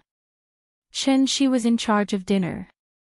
After the meal was served, under Chen Shi's constant urging, Qin Shueqing reluctantly walked out of the east wing. However, after she was at the table, she just ate 2 mouthfuls and then said that she was full. After that, she quickly returned to the east wing, closed the door, and continued to cultivate. Her sister-in-law was obsessed with martial arts. Otherwise, she could not have reached the dance stage at this age. Chen-Shi showed her a new way, so now she was in high spirits. She must find the chi sense that Chen-Shi mentioned. Perhaps it was due to her sister's influence, but Qin Ruoying's mood gradually improved. Chen-Shi knew what she was thinking, so he patted his chest and said that in the future, he would take care of the children and do the housework. She only needed to concentrate on cultivating. Hearing this, Qin Ruoying went back to her room and continued to cultivate. There were only 3 people left in the main hall. Chen-Shi and Qin Yongyan ate silently, while the little fellow took care of the big cat very generously. At this time, Qin Yongyan suddenly glanced at Chen-Shi without a trace. He faintly felt that. Chapter 122. The next morning. Qin Shueqing didn't buy breakfast today, so Chen-Shi went to the roadside stall and bought some. This time, he didn't buy steamed buns, but jianbing fruits for the little fellow. The little fellow had been eating Cantonese morning snacks for 2 days. Chen-Shi thought that her appetite would be very picky, so he bought jianbing fruits just to let her have a taste. If she really didn't like it, he would have to cook it himself. However, what Chen-Shi didn't expect was that the little fellow was instantly interested in the jianbing fruits after getting them. She held the oiled paper bag, opened her mouth wide, and took a big bite. Her little face was immediately covered with a lot of sauce. The little fellow frowned and chewed hard. After chewing for a while, she suddenly handed the jianbing fruits to Chen-Shi and laughed, "Delicious. Papa, eat it." Because of the existence of the big cat, she had now developed a good habit of sharing with others all the time. Seeing this, Chen-Shi smiled and touched her head. He said softly, "Good girl, you are delicious. Don't get oil all over your body." "Okay." Nodding, the little fellow took the jianbing fruits and fed them to the big cat. At this time, Chen-Shi turned to look at Qin Ruoying. Qin Ruoying just ate a few mouthfuls casually. Now she was sitting on the bed and cultivating again. It was not right to say that she was cultivating, because she hadn't even entered the door. Now she was still at the stage of looking for qi. This was actually a very boring thing, but in order to keep up with Chen-Shi's pace, she had to work hard. Chen-Shi saw it all in her eyes. He was obviously very anxious in his heart, but he had to act as if nothing had happened, which really made him a little uncomfortable. Chen-Shi checked Qin Ruoying's physical condition. She was very healthy and there was no problem. Except for the lack of qi, everything was perfect. If Qin Ruoying couldn't find qi, it was normal. In that case, it was unreasonable that Qin Shueqing couldn't find the sense of qi. She was a clasping Dan master after all, and her 5 senses were much better than normal people. She could even perfectly control her own body, down to her skin and internal organs. But even so, Qin Shueqing still couldn't feel the spiritual qi of heaven and earth. A dignified martial Dao grandmaster was actually inferior to a 4-year-old child. The more he thought about it, the more ridiculous it seemed. Chen-Shi was afraid that the truth would shock them, so he could only emphasize to them how difficult it was to find qi. As for Qin Yongyan, he could clearly see that there was something wrong with the 2 of them, so he simply hid in his room all day and silently cultivated. The morning passed quickly. Qin Ruoying, Qin Shueqing, and Qin Yongyan basically wouldn't show up except for mealtimes. The little girl was very sensible. After hearing that her mother was studying, she did not disturb her mother. After lunch, Chen-Shi thought about it for a while and went out with the little fellow. Their destination was the largest Chinese medicine wholesale market in Shangjing. He had bought so many herbs in Zhonghai before, and he didn't expect to have to buy them again so soon. For his wife and sister-in-law, Chen-Shi was now going all out. So when he took the little fellow to the Chinese medicine market, he wasted millions again. Spirit gathering pill. It was an entry-level pill that could allow qi refining stage cultivators to quickly accumulate qi.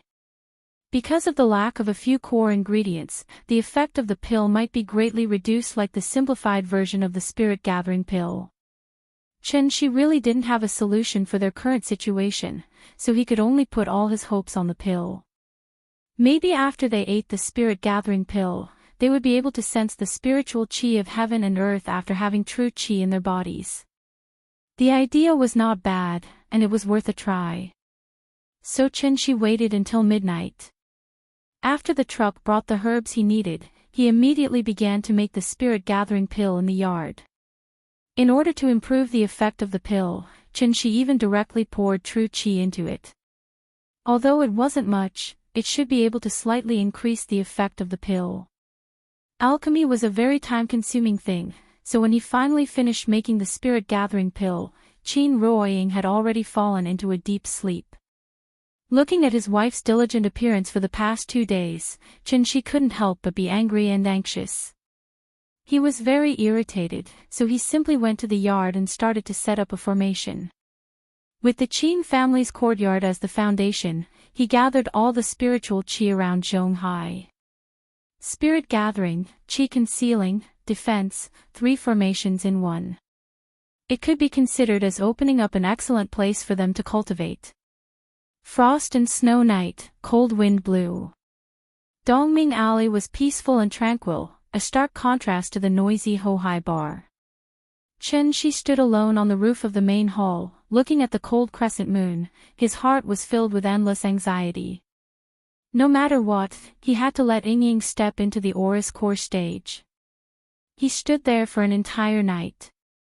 It wasn't until the sun rose from the east, and when a hazy glimmer appeared on the horizon, that Chen Shi knocked on his sister-in-law's door. His sister-in-law was a master. She only needed to rest for 2 hours a day, so when Chen Shi knocked on the door, she had already started cultivating. Chen Shi handed her a spirit-gathering pill. She didn't ask any questions, directly swallowed it, then returned to her room to continue cultivating. Chen Shi, on the other hand, stood outside the door, silently sensing the movements in her room. There was still something wrong. Even though the spirit-gathering pill didn't have an immediate effect, but shouldn't there be some reaction? Why wasn't there any movement at all? Chen Shi anxiously paced back and forth in the yard. After an unknown amount of time, the little fellow slowly woke up. Chen Shi hurriedly ran to buy breakfast, then helped her get up and wash up. Qin Ruoying sat on the bed and looked at Chen Shi, who had finished her work. Suddenly, she sighed softly. After all, he was the one who slept beside her. So no matter how well Chen Shi hid it, Qin Ruoying still keenly sensed that something was wrong with him. But she didn't say anything. After a simple breakfast, she silently sat on the bed and continued cultivating. Chen Shi fed her the spirit-gathering pill, indicating that she should relax, then went to find Qin Yongyan again. At this time, Qin Yongyan had already successfully cultivated a trace of true essence. Even though it was very small, it represented that he had become a true cultivator. Chen Shi hesitated for a moment, but still handed the spirit-gathering pill to him. Hearing Chen Shi say that it was helpful for cultivation, Qin Yongyan immediately swallowed it. The spirit-gathering pill melted in his mouth. Qin Yongyan was stunned for a moment, then hurriedly sat cross-legged. Chen Shi stood next to him, silently sensing the changes in the spirit qi around him.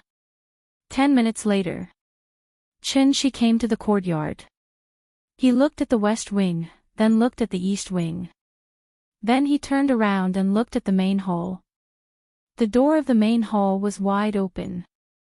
From his position, he could just see the large red sandalwood table carved with dragons. On top of the table was Li Bai's, gazing at the Heavenly Gate mountain. The Heavenly Gate is broken and the Chu River is opened. The blue water flows east. Suddenly, a murderous aura suddenly exploded from his body. A formless energy quickly spread out with him as the center. It was as if a stone had suddenly been dropped into a calm water surface, causing ripples to appear one after another. Crack! In the small courtyard, the bluestone slab shattered. Following that, the ground beneath his feet suddenly sank nearly a foot deep. She looked up at the sky with a gloomy face. He finally knew why. Qin Ruoying, Qin Shueching. Chapter 123. Sai Courtyard. The bluestone floor in the inner courtyard was completely shattered, and the ground strangely sank nearly a foot deep. Because it was covered by snow, when the ground broke, it did not raise too much smoke and dust. She stood in the middle of the courtyard silently.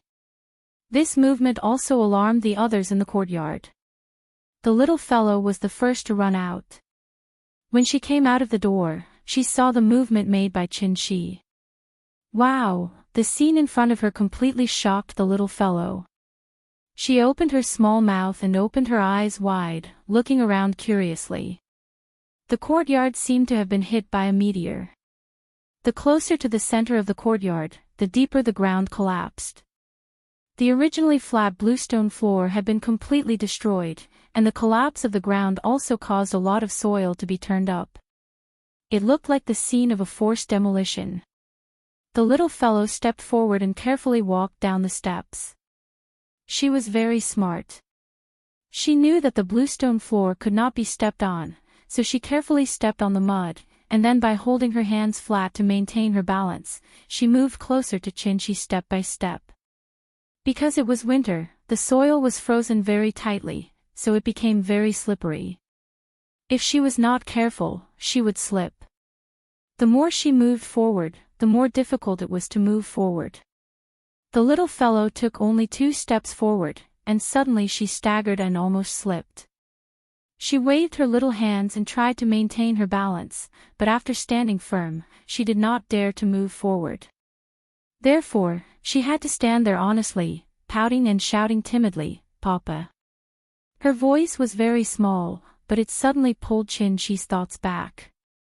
She hurriedly turned her head to look, just in time to see the little girl's pitiful appearance, so she quickly came to her side and directly carried her up. She carried her back to the steps of the west wing, and the little fellow lay on his body, constantly looking back at the scene in the center of the courtyard. With her current experience, she obviously could not understand what was going on, so she could only ask with some doubts, "Papa, what's going on?" "Well, it's nothing. It was a small earthquake just now." "What is an earthquake?" She choked on her question. After thinking about it, he held the little fellow and shook her up and down. Then, he said with a smile, "This is an earthquake." Little rascal's head was shaking from his shaking, even more than when he was riding Big Cat. However, perhaps it was because of the experience of riding the big cat that the little guy did not seem to be afraid even under such violent shaking. Instead, he hugged Qin's head and shouted, "This is so fun." Hearing this, Qin hurriedly stopped what he was doing, and then warned with a serious expression, "That's not right. Not fun at all. Earthquakes are very scary. When it happens, you have to hide in a safe place, such as the kitchen, the corner of the bathroom, or under the table. Do you understand?" "Oh." Seeing the serious look on Qin's face, the little fellow immediately stopped laughing and nodded, pretending to be serious. After emphasizing the dangers of earthquakes to her, Qin put the little fellow down, and then told her that it was fine here, and asked her to go play with the big cat. After all, the little girl was still young, so when she heard her father's words, she simply thought that it wasn't a big deal. Thus, she threw the scene in front of her to the back of her mind and ran back to the west wing to continue watching cartoons. The 3 people of the Qin family had already heard the noise and came to the courtyard. After his daughter ran back to the house, Qin Ruoying walked to Qin's side, gently held his hand, and asked worriedly, "What's wrong?" Qin did not speak, but pulled her directly to the main hall. In the main hall, Qin Yongyan had been waiting for a long time. After Qin Shueching also arrived, Qin looked at the Heavenly Gate mountain again, and then asked in a deep voice, "What is the heavenly gate?" Hearing this, Qin Yongyan's eyelids suddenly twitched, and his expression became more serious. Qin Ruoying and Qin Shuoqing looked at each other, and their faces were full of doubts. Heavenly gate, Xian knew Qin she had never cared before. He returned from the Tianyuan world, and returned to an environment with sparse spiritual energy like Earth. Even if all the masters in the world were gathered in front of him, a dignified soul formation cultivator, coming to such a degenerate planet, it would only be a matter of one move. It was like putting an MMA fighter in a nursing home or kindergarten. He could easily punch the Nanshan nursing home and kick the Beihai kindergarten. Therefore, Qin Shi had never cared about the inheritance on Earth. But now, he found that he was wrong. He was ridiculously wrong. Qin Yongyan and Ningyan could cultivate. Qin Ruoying and Qin Shuoqing couldn't cultivate. Qin Shuoqing was even a martial Dao master of the same realm as Qin Yongyan. But why couldn't Qin Shuoqing sense qi? Why? Qin Shi didn't think in this direction before, because he had lived for more than 500 years, and he had never heard of anyone who couldn't even sense qi. There were many cultivators who couldn't break through the qi refinement stage, and that was because their aptitude was too low. But if they couldn't even sense the spiritual energy of heaven and earth, wouldn't they be worse than those unintelligent wild beasts? This was obviously not a problem of aptitude. Qin Ruoying and Qin Shuoqing were only cousins, not biological sisters. So there was only one thing left in common between them. And that was, their identity as Xian knew. That mysterious heavenly gate could actually make people unable to sense the spiritual energy of heaven and earth. Qin Shi felt a little scared when he thought about it. So the most important thing now was to figure out what the so-called heavenly gate was. After Qin Shi asked this question, the main hall suddenly fell into silence. After a long time, Qin Yongyan looked at Qin Shi and sighed. The heavenly gate is an ancient legend. According to records, it hasn't appeared for more than 100 years. It hasn't appeared for more than 100 years. Then what exactly is it? The old people in the village said that the heavenly gate is the southern heavenly gate of the heavenly court. When the heavenly gate is opened, mortals can ascend and become immortals. What a joke. Hearing this, Qin Shi couldn't help but angrily scold. It's the 21st century, and there are satellites everywhere in the sky. People in the United States have even climbed to the moon. Why is this lousy village still practicing feudal superstition? It wasn't that Qin Shi looked down on Earth, but it was the truth. In terms of the cultivation environment on Earth, Grand Uncle's pseudo-core state was probably the peak of the world. He hadn't even completely condensed his Jin Dan, let alone Yuanying. How could he want to ascend and become an immortal? This might be the biggest joke Qin Shi had heard in more than 500 years. However, after hearing Qin Shi's scolding, Qin Yongyan shook his head disapprovingly, but he didn't immediately reply. Qin Shi was stunned for a moment and immediately realized that he had lost his composure. He didn't know what had happened to him recently. His hostility was getting stronger and stronger, and he was becoming more and more irritable. If there was something that didn't go his way, he would lose his composure. This situation seemed to have started after he came to Shangjing. Thinking of this, Qin Shi couldn't help but take a deep breath. After adjusting his emotions, he looked at Qin Yongyan again. After seeing that he had calmed down a lot, Qin Yongyan replied seriously, "That's not a joke. It's true." Qin Shi was stunned. He was really confused. Could it be that the cultivators on Earth thought that a Jin Dan was an immortal emperor? Not to mention what kind of realm an immortal emperor was. In terms of lifespan, an immortal emperor was said to be immortal, as long as heaven and earth. How many years did a Jin Dan cultivator have? A mere 500 years. In the eyes of cultivators, 500 years was just a blink of an eye. It was nothing at all. Forget it, there might be a cognitive gap between him and Qin Yongyan.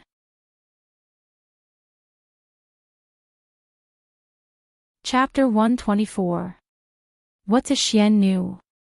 Qin Shuoqing couldn't help but roll her eyes when she heard this question. Because she had already told Qin Shi many times. Since her sister-in-law didn't want to answer, Qin Ruoying immediately explained, Xian Nu is the witch who presides over the Elysium sacrificial ceremony. The sacrificial ceremony is held once a year, similar to the ancestral worship during the new year. What are the conditions? What are the requirements to become a Xian Nu? There are no special requirements. You have to be under the age of 10 and automatically step down when you reach the age of 30. No requirements. As long as you're of the right age. Qin Shi pondered for a moment. Then, as if he had thought of something, he quickly asked, what happens after you're chosen? Do you have to go through any ceremony before you become a Xian Nu? Ceremony? Qin Ruoying thought for a moment, then said with some uncertainty, I can't remember clearly. I remember that on the day we became Xian Nu, we entered the ancestral hall. After entering, the clan elder asked us to make a wish. He said that every Xian Nu can make a wish, yes. Qin Shuoqing also seemed to have thought of something at this time, and immediately echoed, I remember that my wish at that time was to become a martial Dao master. And then? Qin Shuoqing was a little distressed.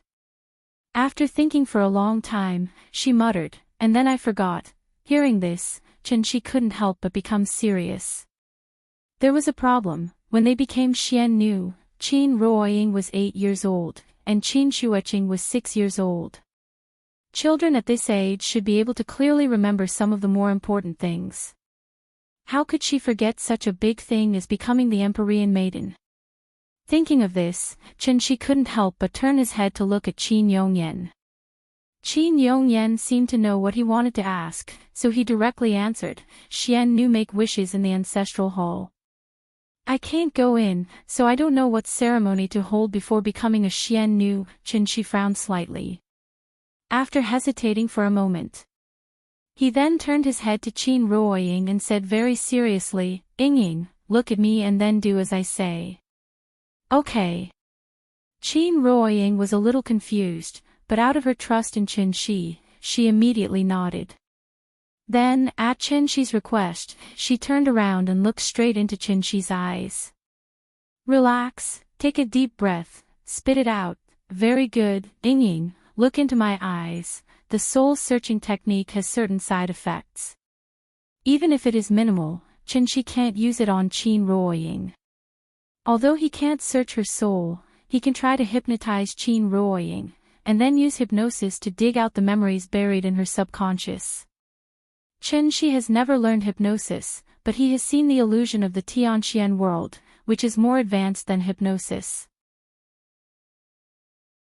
Qin Ruoying is the person in the world who trusts him the most besides Nian, so in less than 2 minutes, Qin Shi has successfully hypnotized her. Ying, think about it. When you were 8 years old, you became a Xian Nu, walked into the ancestral hall, made a wish, and then, what else did you do? The human consciousness has 2 basic functions, executive and supervisory. The executive function allows us to control and regulate our own behavior, and the supervisory function allows us to observe our own behavior. Under normal circumstances, these 2 functions of the consciousness are connected, but hypnosis can sever the connection between the 2 functions. Under hypnosis, the hypnotized person will enter a special state of consciousness. Their executive function will be normal, and they will be able to accept the hypnotist's orders, but the supervisory function will be lost. When the supervisory function is lost, the brain will enter a subconscious state, and from there, dig out some forgotten things. Qin Ruoying looked at Qin Shi with empty eyes. After hearing Qin Shi's question, the expression on her face immediately showed some pain. After thinking for a long time, Qin Ruoying murmured, after making the wish. I saw a door, the door was talking to me, it called me over. Qin Ruoying's words were too vague, and Qin Shi didn't understand. But his intuition told him that this is a very important part. The light disappeared, drank the soul-restoring soup, became a Xian Nu, soul-restoring soup. Soul. Chen Shi was shocked, and then he stood up from the chair with an ashen face. He quickly formed a hand seal, and then gently pressed his right hand on Qin Ruoying's head. Humans have 3 spiritual souls and 7 physical souls.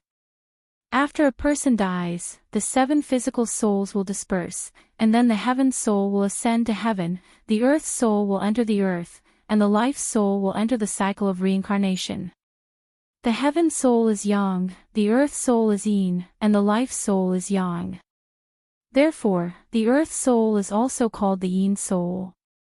Chen Shi's soul was damaged, so even though he was with Qin Ruoying every day, he didn't realize it. Qin Ruoying's soul was damaged. The 7 physical souls are all there, but one of the 3 spiritual souls is missing. She lost her earth soul, so no wonder she couldn't find Qi.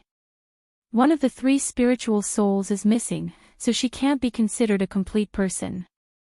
How can she embark on the orthodox path of immortality? At this thought, Chen Shi immediately went to Qin Shuoqing's side. He didn't say anything, and directly placed his hand on Qin Shuoqing's head. Qin Shuoqing was stunned. Before she could react, Chen Shi had already retracted his hand and stood beside Qin Ruoying. He lightly brushed his hand across Qin Ruoying's face, and then couldn't help but murmur, "No wonder you guys can't find Qi no matter what." So the price to become Xian Nu is to give up the earth soul.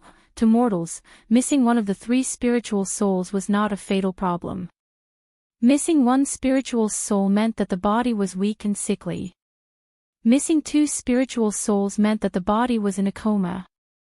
Missing 3 spiritual souls meant that the 7 physical souls would disperse, and the person would die. The so-called soul recovery soup was probably a prescription to allow Xian Nu to live like a normal person.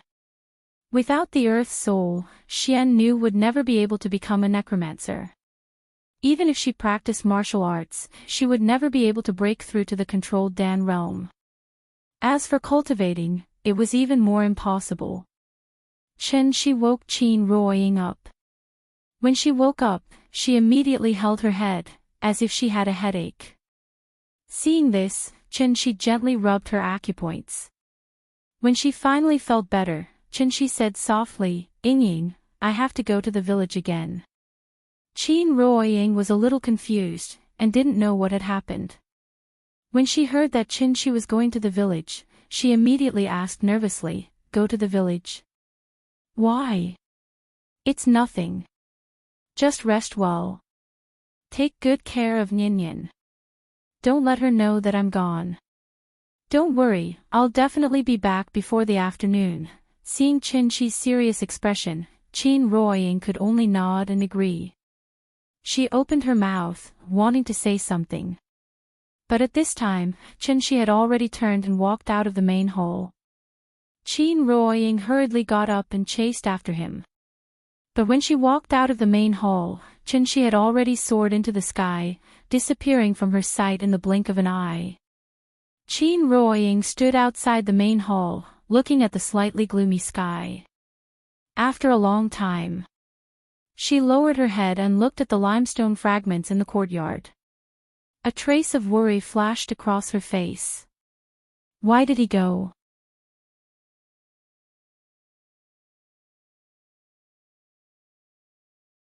Chapter 125. Winter in the Qinling Mountains was very dark. It was clearly noon, but the visibility in the mountains was never more than 200 or 300 meters. The fog was thick and the snow was white. This small village hidden in the valley was as quiet and peaceful as ever. Outside the solemn ancestral hall, the huge bronze cauldron had been carefully cleaned. The accumulated snow on top of the cauldron had also been cleared away, revealing the thick and dignified aura of a bronze artifact that had been buried in snow for a long time. The originally empty square was now filled with countless ritual tools and props. Great-granduncle's body was nowhere to be found. According to the tradition of the village, after setting up a cenotaph for him, he still needed to be held in the square outside the ancestral hall for 7 days and 7 days before the burial ceremony could be held. The main character of this funeral was only great-granduncle. Third uncle was on the verge of death, but he was lucky enough to survive. Third uncle would probably secretly rejoice when he woke up. Zhao Xinghuai and Li Hoan hid in the house and drank to drown their sorrows. The sweet and bitter taste entered their throats, but the two of them wanted to get drunk. However, their cultivation was so high that even getting drunk had become an extravagant hope. Although several days had passed, the appearance of that young man seemed to be becoming clearer in their minds. Zhao Xinghuai and Li Hoan were the same age, and 2 years older than Qin Yongyan. The village was not a sect, nor was it a family clan. This was an ordinary village with a few hundred families living in it. Of course, this village had its own special characteristics. The 100 schools of Qi men and the 6 paths of miscellaneous studies. Each family might have a different inheritance. Zhao Xinghuai, Li Hoan, and Qin Yongyan all learned martial arts, so they had been very playful since they were young. As the backbone of the village, Zhao Xinghuai and Li Hoan had always had their own pride. Third uncle was their role model. Great-granduncle was their dream. But now, everything had been shattered. Until that day, they finally understood what was power. That was absolute power, and also a power that made people despair. Everyone was frightened. Even though the great-granduncle, who was the most senior, the strongest, and the most respected person in the village, died on the spot, no one dared to stand out and say that they would avenge him. The elders were silent. After great-granduncle died, the 7 elders didn't even dare to show their faces. They just let that man swagger away. Old Qin was incredible. She gave birth to a good daughter, and her daughter found a good son-in-law. Who would have thought that after competing with Qin Yongyan for most of their lives, they would lose in this aspect? The more Zhao Xinghuai thought about it, the more frustrated he felt. He picked up the earthen jug and drank from it. Li Hoan was stunned for a moment, then he raised the earthen jar and clinked it with him. It was still snowing outside. After drinking this jar of wine, they had to go out and clear the snow to prevent the bronze cauldrons and magic tools in the square from being buried by the snow. After all, it was the great-granduncle's sacrificial offering. They couldn't be too shabby. Both of them were grandmasters of the dance stage, so after drinking, they casually put on a thin layer of clothing and walked out of the door. Then they took a broom and swept the snow on the ground. It was obviously noon, but because the fog blocked the sun, the whole sky looked very gloomy, as dreary as before a rainstorm. The gloomy weather made people feel even more gloomy. Bah, this damn weather. Zhao Xinghuai cursed bitterly as he swept the snow with a broom. Suddenly, he seemed to feel something, so he quickly looked up at the sky. He saw that in the foggy sky, there suddenly appeared a faintly discernible black spot. The black spot was getting bigger and bigger. Zhao Xinghuai couldn't help but straighten his body, looking up to see it more clearly. Old Li, look. Their eyesight was far better than ordinary people, so Li Hoan immediately found that very small black spot. It seemed to be a person. In just a breath's time, that black shadow had already flown directly above their heads. At this time, the two finally saw the figure clearly. It was him. Even if this young man turned into ashes, he would be able to recognize him at a glance. Zhao Xinghuai was shocked. Almost without thinking, he raised the broom and put on a defensive posture. However, the young man flying in the sky didn't seem to see them at all. They didn't see him do anything, but a long sword suddenly appeared in his hand. Oh no! As soon as he saw the sword, Zhao Xinghuai panicked. But before he shouted, he saw the young man gently slashing the sword at the ancestral hall below. A sword gleam with golden light shot out. As the sword gleam flew toward the ancestral hall, it slowly became bigger, At first, it looked like an ordinary long sword. In the blink of an eye, it had become dozens of times bigger. When it was about to reach the ancestral hall, the sword gleam seemed to have become a high-speed train, directly hitting the middle of the ancestral hall's door. Boom! The ancestral hall's door exploded with a loud bang, immediately setting off thousands of violent turbulence. The wooden door was swept by the violent turbulence, instantly smashed into countless pieces. However, it wasn't over yet. After hitting the ancestral hall's door, the sword gleam didn't stop. Like a train that didn't stop, the sword gleam passed through the front yard, crushed the main hall, and only stopped when it hit the hillside behind the ancestral hall. This young man's casual swing of the sword actually cut the ancestral hall in half. The sword gleam disappeared. The violent turbulence that it set off became even more violent. Zhao Xinghuai stood in the square, holding his dantian and crossing his arms in front of him. The violent flying sand and gravel kept hitting his body, causing his skin and flesh to hurt. If he continued to resist like this, he might suffer unnecessary injuries. So Zhao Xinghuai thought for a while, and had no choice but to put down his pride as a grandmaster. He suddenly lay on the ground, then covered his head with both hands, and prayed that the storm would soon subside. After a long time, the turbulence finally calmed down, and the smoke and dust dissipated. The solemn ancestral hall had been split into two, as if the middle part had been forcefully removed. It was a scene of broken walls and ruins. Zhao Xinghuai lay on the ground. After feeling that the storm had subsided, he secretly raised his head to look at the situation. Li Hoan lay not far away from him. The open space around the square was full of broken wood and gravel, and the ancestral hall was also split in half. He hesitated for a moment, then raised his head to look at the sky. That young man, holding a long sword, he looked like a god descending from the heavens, looking down on all living beings with an expressionless face. He gently landed not far in front of Zhao Xinghuai. Then, his voice slowly reached Zhao Xinghuai's ears. "I don't want to kill for no reason, so I want to ask you to tell me, Xian Nu's ghost, where is it?" These words were not directed at Zhao Xinghuai alone. His voice was very soft, but it rang in every corner of the village at the same time. The tranquility of the village was broken. Countless people came out of their rooms and rushed toward the square. Looking from the sky, it was like a piece of white paper suddenly appeared with many ants. The crowd was crowded, but no one dared to approach the square. Chen Shi held a long sword, silently looking at the ancestral hall in front of him. Suddenly, a group of old men came out from the ruins of the ancestral hall. There were a total of 7 of them, all wearing white training clothes, and they were of different sizes. The leader was holding the dragon-headed walking stick of great-granduncle that day. He probably took over great-granduncle's position after his death. The 7 old men stood on the steps, looking at Qin Shi from afar. After hesitating for a moment, the leader of the old men sighed softly. "You are already a heavenly being at such a young age, why do you have to force us old bones?" Hearing this, Qin Shi could not help but sneer. "Hand over the Xianin soul, and I promise not to hurt anyone."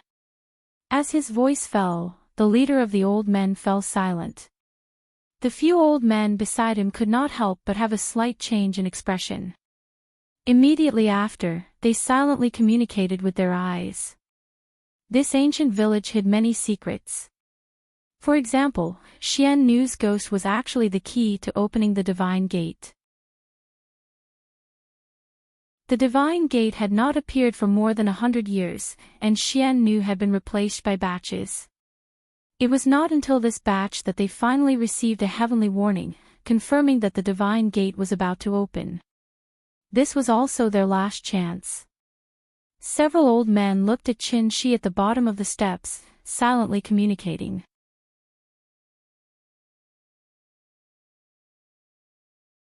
Chapter 126. The wind and snow continued. The elders did not speak. They were communicating with their eyes. Perhaps it was their unique tacit understanding. Chen Shi did not understand, nor did he bother to guess. He stood in the square with his sword in hand, quietly waiting for their reply. More and more people gathered around, but no one dared to approach the square. Zhao Xinghuai and Li Hoan had already retreated to the small house where they were drinking. The cold wind whistled past, and the square was a scene of desolation. After about 2 minutes, the elder with the dragon-headed cane finally turned his head and glanced at Chen Shi. But then, he shifted his gaze away. The expression on his face was very complicated, as if he was still struggling with something. In fact, on the day when Chen Shi took away Qin Ruoying, they had already discussed it. At that time, they chose to compromise. But what they did not expect was that Chen Shi would actually come back and want to take back Xian Nu's ghost. Everyone handed the right to make the decision to him, which put a lot of pressure on him. After looking at the elders again, seeing that they all nodded at him, the elder frowned and finally made the final decision. "We agree to your request." Hearing this, Chen Shi could not help but nod, very satisfied with his answer. The elder slowly walked down the stairs with the dragon-headed cane, then went straight to the giant bronze cauldron. "The ghosts of Xian Nu have been sealed in this giant cauldron for generations. I will now release them." After explaining to Chen Shi, the elder suddenly jumped up and inserted the dragon-headed cane in his hand into the giant bronze cauldron. Caw! The sound of metal colliding was suddenly heard. Immediately after, a golden light suddenly emerged from the giant bronze cauldron. The golden light was as small as the light from a laser pointer at first. But in the blink of an eye, the light had become as thick as a bucket. The golden light burst into the sky. A crack was instantly torn in the gloomy sky. The clouds in the sky churned. As if affected by something, with the golden light as the center, a huge cloud vortex gradually condensed in the clouds. What was even stranger was that the cloud vortex was rotating at a speed visible to the naked eye. The old man standing beside the giant cauldron became excited when he saw the scene in front of him. Suddenly, a faint fluorescent golden barrier appeared above the village, instantly enveloping the entire valley. Then, a strong vibration came from the ground, as if there was an earthquake. Immediately afterward, a golden light pillar as thick as a bucket rose from the 4 corners of the valley. These 5 pillars of light seemed to be the pillars of the barrier. When the light pillars rose from the 4 corners, the barrier in the sky became even more dazzling. The barrier was like a golden tortoise shell, encircling the valley where the village was located. The wind and snow that filled the sky suddenly stopped. The sun broke through the clouds. Almost instantly, everyone felt their eyes light up, and their vision widened a lot. Formation array. Seeing this, Chen Shi couldn't help but frown. He still remembered that there was a stone tablet at the entrance of the village, with the word Fang Cun written on it. So he turned his head to look at the entrance of the village, only to find that the stone tablet was located at the place where the light pillar rose. He originally thought that this village only had a simple concealment formation, but after it was activated, Chen Shi found that this formation array was no small matter. There were only a few functions of the formation array: trapping, killing, illusory, and some non-offensive auxiliary formations, such as breath concealment and spirit gathering. This formation array was arranged according to the terrain of the dragon vein, and could be said to be very expensive. After the 5 light pillars rose, the spiritual energy of heaven and earth in the entire formation suddenly swept over like a tide, wave after wave. Chen Shi hadn't felt this surging spiritual energy of heaven and earth for a long time. But it was a little strange. With the conditions of the earth, even if it was a spirit-seizing formation set up by a Dongshu stage cultivator, it was impossible to set off such a strong spiritual energy tide in such a short time. Chen Shi thought for a while. Then he suddenly understood. The formation in front of him was not a spirit-seizing formation, but a composite formation with both spirit-gathering and spirit-binding functions at the same time. The formation used the valley as the base, the 4 stone tablets in the 4 directions as the formation door, the giant bronze cauldron in the center of the square as the formation eye, and the valley terrain as the formation pattern. After the formation was set up, it would continuously seize the spiritual energy of heaven and earth from the Qinling Mountains, and then bind the spiritual energy within the formation. To seize such a large amount of spiritual energy of heaven and earth from the earth, this formation array was set up at least 500 years ago. The spirit binding formation was a one-time use formation. After it was activated, the spiritual energy of heaven and earth accumulated over the years would burst out at once. In the heavenly jade world, cultivators above the golden core stage would usually set up a spirit binding formation in their cave abodes, in case of emergency. This was like rain from the sky. So, Qinshi hurriedly sat cross-legged on the ground, taking advantage of the surging spiritual energy tide, and began to cultivate crazily. The opportunity couldn't be missed, so Qinshi didn't want to investigate why the old man suddenly activated this one-time auxiliary formation array. However, not long after he sat down cross-legged, the 4 light pillars in the north, south, east, and west suddenly turned into rainbows, like a rainbow bridge, and suddenly connected with the main light pillar above the giant bronze cauldron. The 5 light pillars suddenly gathered together, and the main light pillar immediately became very thick. Just by looking at its diameter, it was almost the same as the giant bronze cauldron. At this moment, the old man standing below the giant cauldron's face suddenly changed, and a burst of ecstasy appeared on his face. Then, he suddenly knelt on the ground and shouted respectfully, "Welcome, Divine General." Before he finished speaking, a figure walked out of the light pillar. It was a burly man who was almost 2 meters tall. His upper body was bare, revealing his strong muscles. The man called Divine General was floating in midair. After slowly scanning the surroundings, he slowly opened his mouth and said, "Heaven's opening line, you only have the time of an incense stick. Speak." The old man knelt on the ground and looked up at the Divine General in the sky very sincerely. It seemed that he was so excited that his lips moved for a long time, but he didn't say a word. The elder ancestor's words were true. At this moment, Qinshi suddenly opened his eyes. He looked at the man flying in the sky, then looked at the old man kneeling on the ground. Then, Qinshi's lips suddenly curled into a faint sneer. "I thought you were really going to return Xian Nu's spirit to me. I didn't expect that you just wanted to ask for help. Forget it, since you don't want to give it to me, I'll find it myself."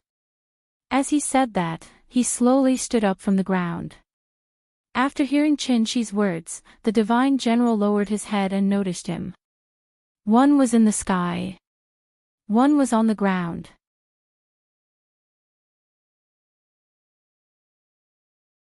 Chapter 127. The spirit binding array that had existed for hundreds of years was suddenly activated.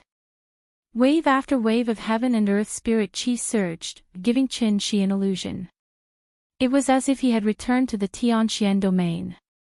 The surging heaven and earth spirit chi created an extremely comfortable environment for him, so comfortable that all the pores on his body could not help but open up naturally. He really needed the nourishment of heaven and earth spirit chi. Now, every breath he took was a great pleasure for Qinshi. The spirit chi surged, and the golden light soared into the sky. When the so-called Divine General walked out of the pillar of light, Qinshi finally understood the meaning of the existence of this array. This spirit-binding array was actually the last trump card of the village. The Divine General of the Elysium. The accumulation of hundreds of years of the array was only in exchange for the time it took for the Divine General to appear. When Qinshi killed great-granduncle and took Qin Ruoying away, they did not activate the array. Now that he came back to ask for the ghost, these old guys finally chose to activate the array, and tried to fight to the death with Qinshi. It could be seen that Xian Nu's ghost was more important to them than their own lives. Qinshi looked up at the burly man flying in the sky. A long sword of frost suddenly appeared in his hand. The old guys at least had the chance to struggle and hesitate, but he did not. Because he was faced with only one choice. Take back Ying Ying's ghost. Otherwise, when Qin Ruoying gradually grew old in his arms, Qin Shi would also fall into endless pain and regret. He could not accept the arrival of that day. Therefore, then let's fight. If they were not willing to give, then let's fight. Qin Shi was determined to kill, and the long sword of frost immediately glowed faintly. Then, under the slightly surprised gaze of the divine general, he suddenly waved the long sword in his hand. The tip of the sword went from bottom to top, drawing an arc in the air. A sword radiance suddenly flew out. Seeing that Qin Shi dared to suddenly attack him, the divine general's eyes flashed with surprise. The sword radiance came menacingly, and in an instant, it was in front of him. He did not seem to move, but a ball of blazing flames suddenly sprang up around the divine general. A barrier of stellar energy that seemed to be made of flames instantly formed. Bang! The sword radiance slammed into the flame barrier, like a typhoon erupting, and a storm of chi soared into the sky. But right after that, the flame barrier suddenly expanded. Then, a huge fireball with a diameter of more than 10 meters appeared in the air. Interesting. Accompanied by a burst of laughter, the divine general's figure suddenly flew out of the fireball. He suddenly stretched out his right hand and formed a claw with his 5 fingers. He clawed at the air and a golden fireball appeared in his palm. After the golden fireball appeared, the divine general's body seemed to be on fire. Golden flames kept jumping around him. Like the sun rising from the east, the golden fireball instantly ignited all the air within a radius of dozens of meters. The sun hung in the sky, the fire burning the sky. Qin Shi stared intently at the tall and sturdy man in the sky, a trace of excitement rising in her heart. This move made him feel a hint of danger. The divine general seemed to be holding the sun in his hand, his body burning with raging flames. Like a meteor falling from the sky, he cut across the sky and smashed viciously toward Qin Shi, who was standing on the ground. At this critical moment, Qin Shi swung the sword in his hand, and in an instant, tens of thousands of sword radiances appeared. Countless long swords made of frost and snow appeared around him. They floated in the air, quietly waiting for orders. Qin Shi pointed his sword to the sky, and the floating swords immediately turned their tips and aimed at the fireball in the sky. The third move of the Moonlight Sword technique. 10,000 swords returned to the sect. The densely packed long swords of frost and snow instantly converged into a long river of sword radiances, like the Milky Way flowing in reverse, and collided with the fireball in midair. The entire sky was instantly divided into 2 worlds. On one side of the divine general of the stellar of time, flames and snakes of fire danced in the sky. It was as if one was above the sun, the crown flow feathers shining brightly. On the other side of Qin Shi, wind and clouds surged, snow and ice splattered everywhere, as if one was caught in the most violent snowstorm of the North Pole. The 2 of them seemed to be separated by an invisible and boundless glass wall. In one world, there were 2 kinds of wonders. It was truly amazing. Boom! The moment the sword radiances met the fireball, it was as if a nuclear bomb had exploded. A strong shockwave suddenly erupted, and the old man closest to them was immediately sent flying by the violent strength chi. Such a violent shockwave instantly turned all the houses around the square into ruins. Fortunately, most of the people in the village were not ordinary people, and those who dared to come close to watch the battle were experts of a certain level of strength. But even so, the aftermath of the battle still caused them serious internal injuries. It was too terrifying. Just the aftermath of the battle between the 2 of them could cause such a huge amount of damage. Was he still human? Zhao Xinghuai lay on the ground, trembling. Suddenly, he came to his senses and quickly stood up, clutching his chest in pain. Then he pulled Li Hoan up, turned around, and shouted to the crowd behind him, "Everyone, run! Leave the village. The farther the better. The crowd of onlookers fled in all directions. A battle of this level was no longer something they could watch. On the square, the shock wave caused by the battle between the two of them finally subsided. The square, which was originally the size of 2 basketball courts, seemed to have been hit by a huge invisible iron ball. With Qin-Shi as the center, a huge circular crater appeared on the ground of the square. The deepest part of the crater was at least 5 meters deep. Qin-Shi floated in the middle of the crater, facing the divine general of the stellar of time in the sky. After this collision, they had more or less figured out each other's strength, so they did not intend to attack immediately. The divine general looked at Qin-Shi thoughtfully, then suddenly laughed. Your cultivation is not very high, but the move you used just now was really powerful. From the looks of it, he seemed to be very interested in the sword art that Qin-Shi had just used. Is that so? Qin-Shi raised her eyelids and looked at the tall and sturdy man. She couldn't help but sneer. The divine general in front of him was not an immortal cultivator, but after exchanging blows with him, Qin-Shi could roughly estimate his strength. Above Yuanying and below soul formation. What about himself? In fact, he was now like a sorcerer without mana. He still had his realm, but his accumulation of vital energy was far from enough. When the array was activated just now, Qin-Shi took the opportunity to absorb a wave of spiritual energy from heaven and earth, which allowed him to successfully use the third move of the Moonlight Sword technique. 10,000 swords returned to origin. Qin-Shi floated above the crater, holding the long sword silently, as if he was thinking about something. The divine general did not seem to be in a hurry, because the person in front of him had indeed piqued his interest. After a while,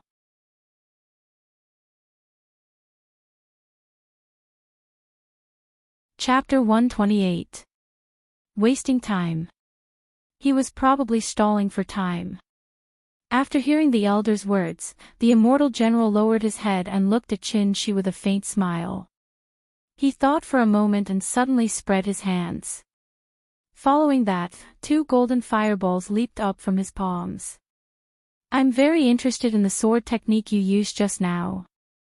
If you give it to me, I promise I won't attack again. He was very interested in Qin-Shi's sword technique. The expressions of the few old men who were hiding nearby changed drastically when they heard his words. If the immortal general didn't attack, then after he left, that young man would probably massacre the entire village. If they had known this would happen, they would have just returned the Ian's soul to him. Qin-Shi held his sword and floated above the giant pit. He lowered his head and didn't say a word. No one knew what he was thinking. After hearing the immortal general's words, Qin-Shi looked up at him. It seemed that he didn't like the feeling of looking up at others.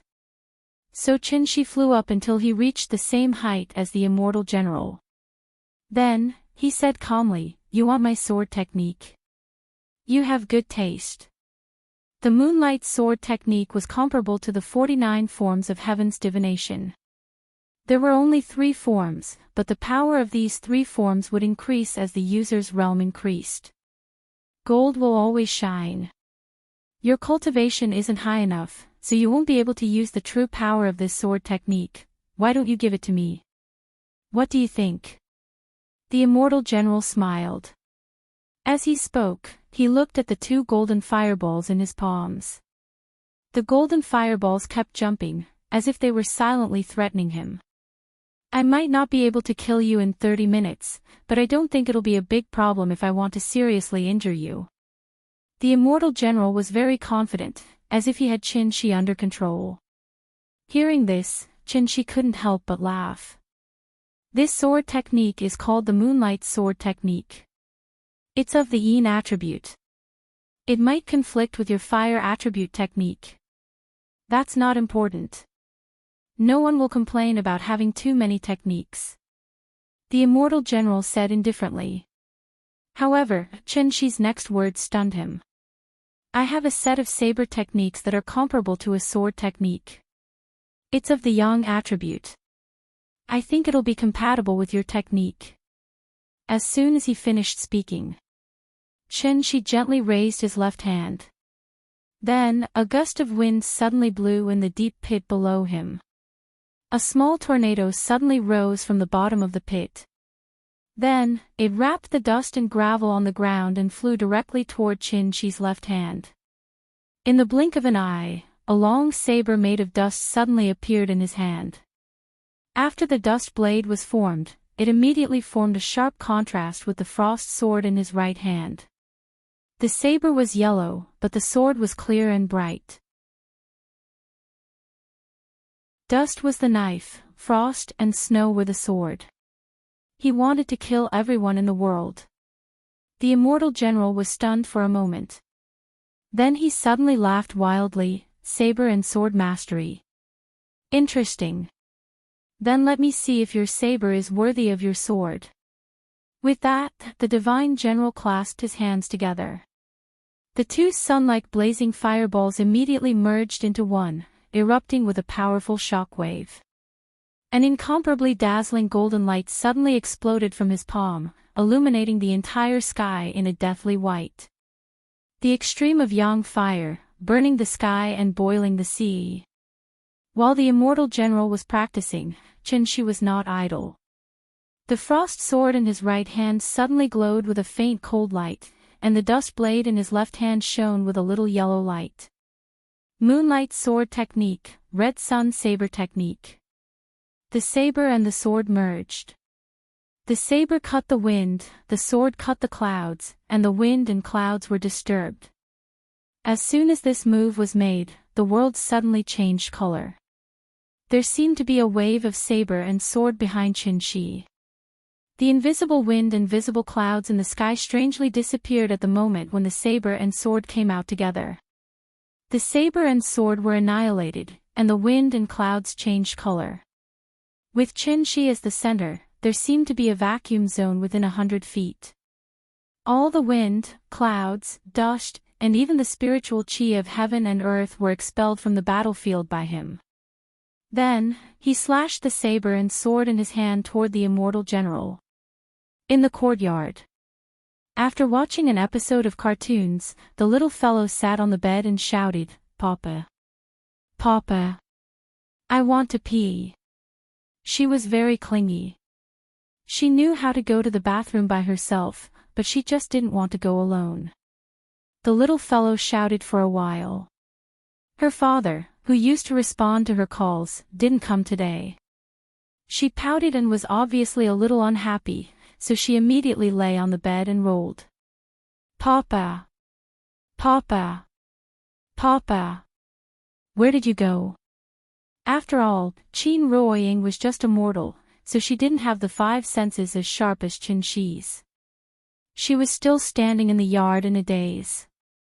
Although Chen-Shi could even kill great-granduncle with one sword, Qin Ruoying had a faint unjustified worry after he left this time.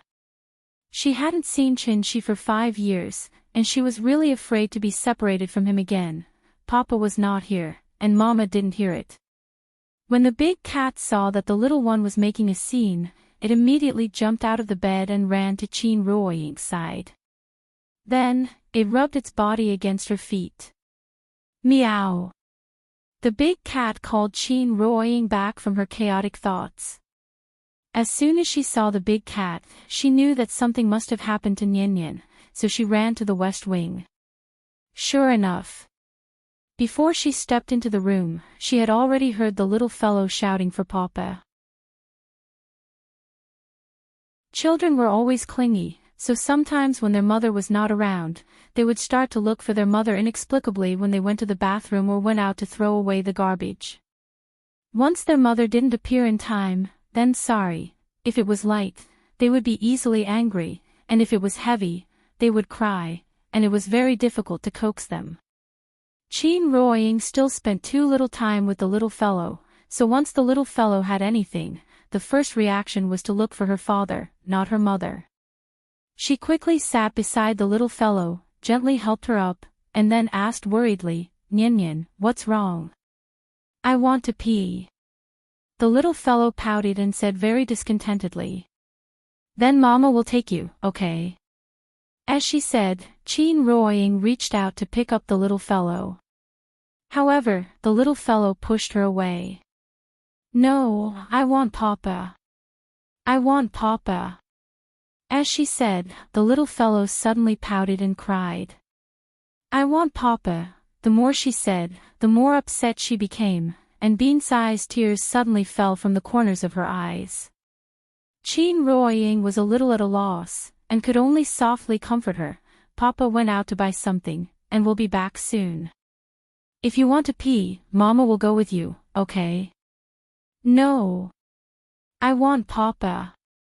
The little fellow sat on the bed, her little hands kept patting the bed, and her two legs kicked the bed at random. Looking at her like this, she was on the verge of exploding. Seeing her like this, Qin Ruoying suddenly looked a little embarrassed.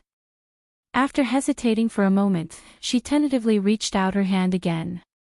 The little fellow did not refuse, and Qin Ruoying finally took her in her arms. Nian, Papa went out to buy something, and he will be back soon. Nian, don't cry. Mama will be with you, okay? No. Papa said that he will never leave me. I want Papa. I want Papa. Hearing this, Qin Ruoying trembled all over, and could not help but cry. At this moment, she suddenly remembered the time when Nian was just born. At that time, the little fellow was still a cute baby. As long as she was not held for a while, she would cry loudly. Whenever little Nian cried, Qin Ruoying would hold her in her arms in a panic. Shaking and shaking, it would take a long time for little Nian to stop crying and giggle. So what she was most afraid of at that time was that the little fellow would cry. Time flew, and the child had grown so big.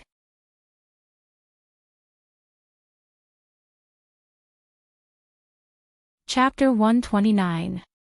Qin Ruoying held the little girl in her arms. All of a sudden, she seemed to realize something. When she left Nian was still young, so she had no impression of her. Although Qin came back later, he had been with the little girl since he came back. With his meticulous care and love, Qin succeeded in occupying more and more weight in the little girl's heart. He had surpassed her mother and Aunt Zhang. Therefore, the little girl only needed her father now. Her father was her whole world. The intimacy between the father and daughter at any time made Qin Ruoying feel very lost. Father, mother, child. They were supposed to be a close family of three. But because of the short separation before, there was a faint sense of alienation between them. The reason why Qin Ruoying felt alienated from Nian was that she hadn't realized how she should integrate into the family. Because of Nian's birth, the simple two-person world between her and Qin she had completely turned into a brand new three-person world. As the father and mother, they had never appeared by the little girl's side at the same time.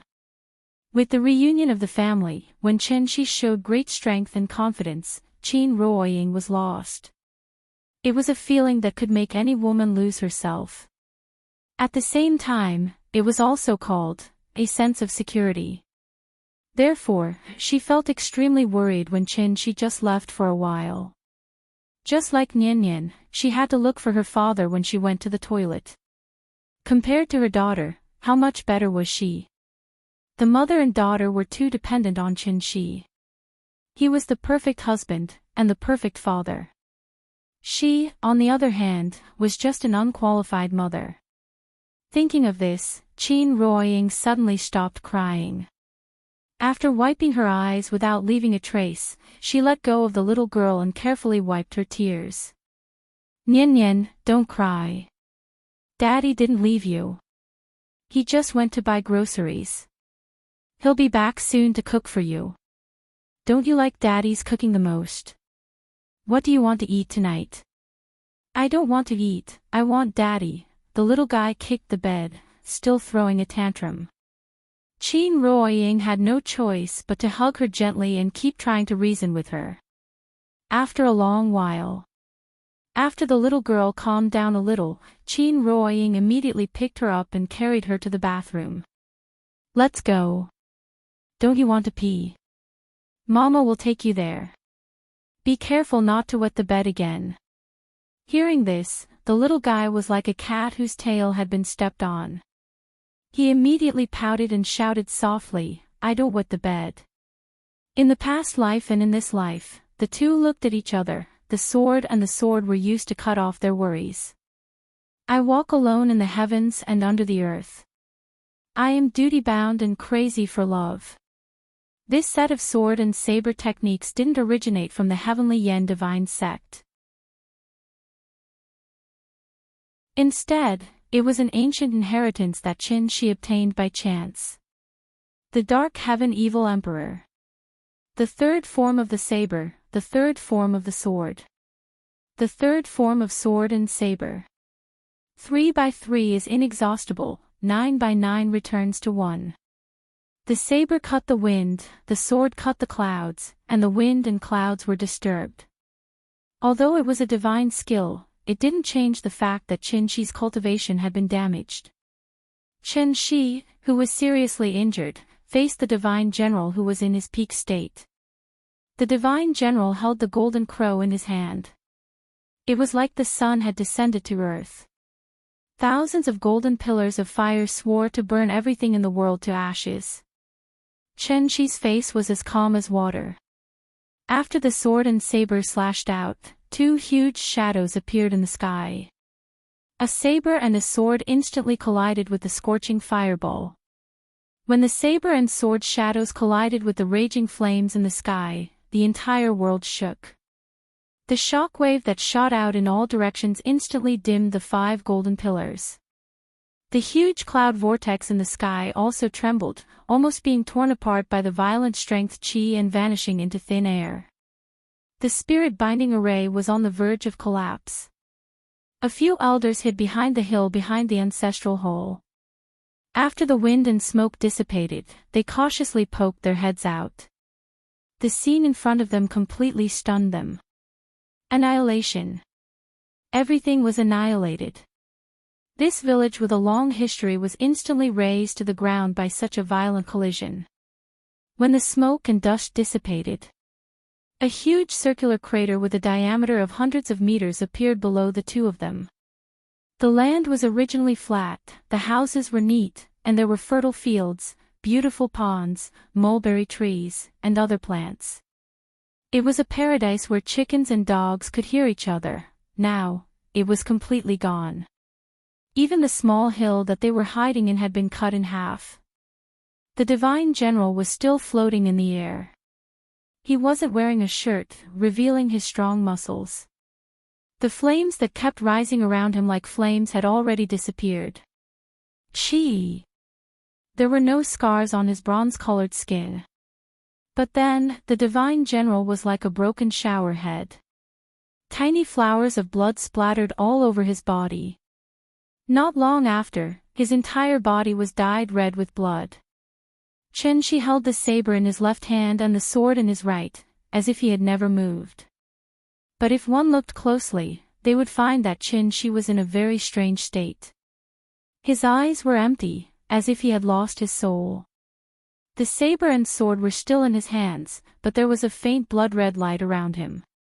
The confidence and wild laughter on the divine general's face had disappeared, leaving only fear. Yes, he was scared. Because his injuries were too serious, he couldn't even maintain flying. So, the divine general immediately made a wise decision. Run. However, the moment he turned around, the blood-red light behind him lit up. The blood-red light that was as delicate and beautiful as fresh blood instantly dyed the entire sky red. The pillar of light that pierced through the clouds disappeared. The cloud vortex dissipated.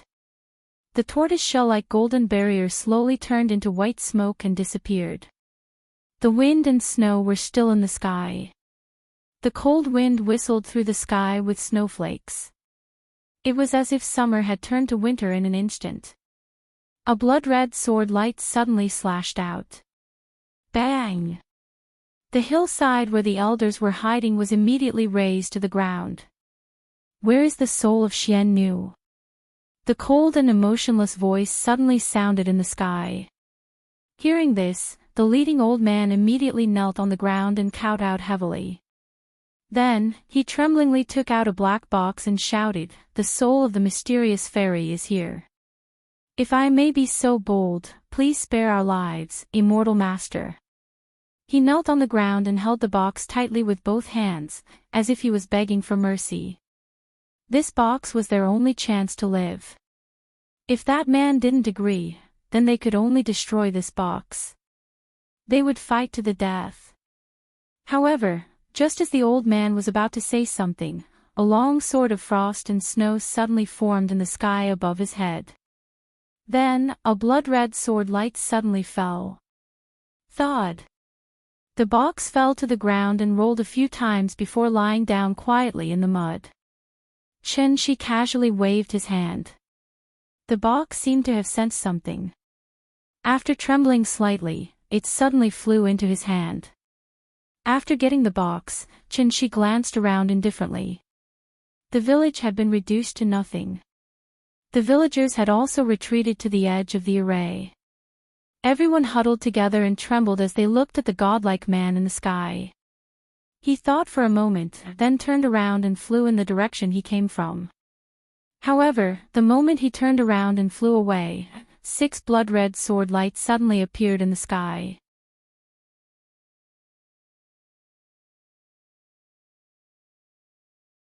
Chapter 130.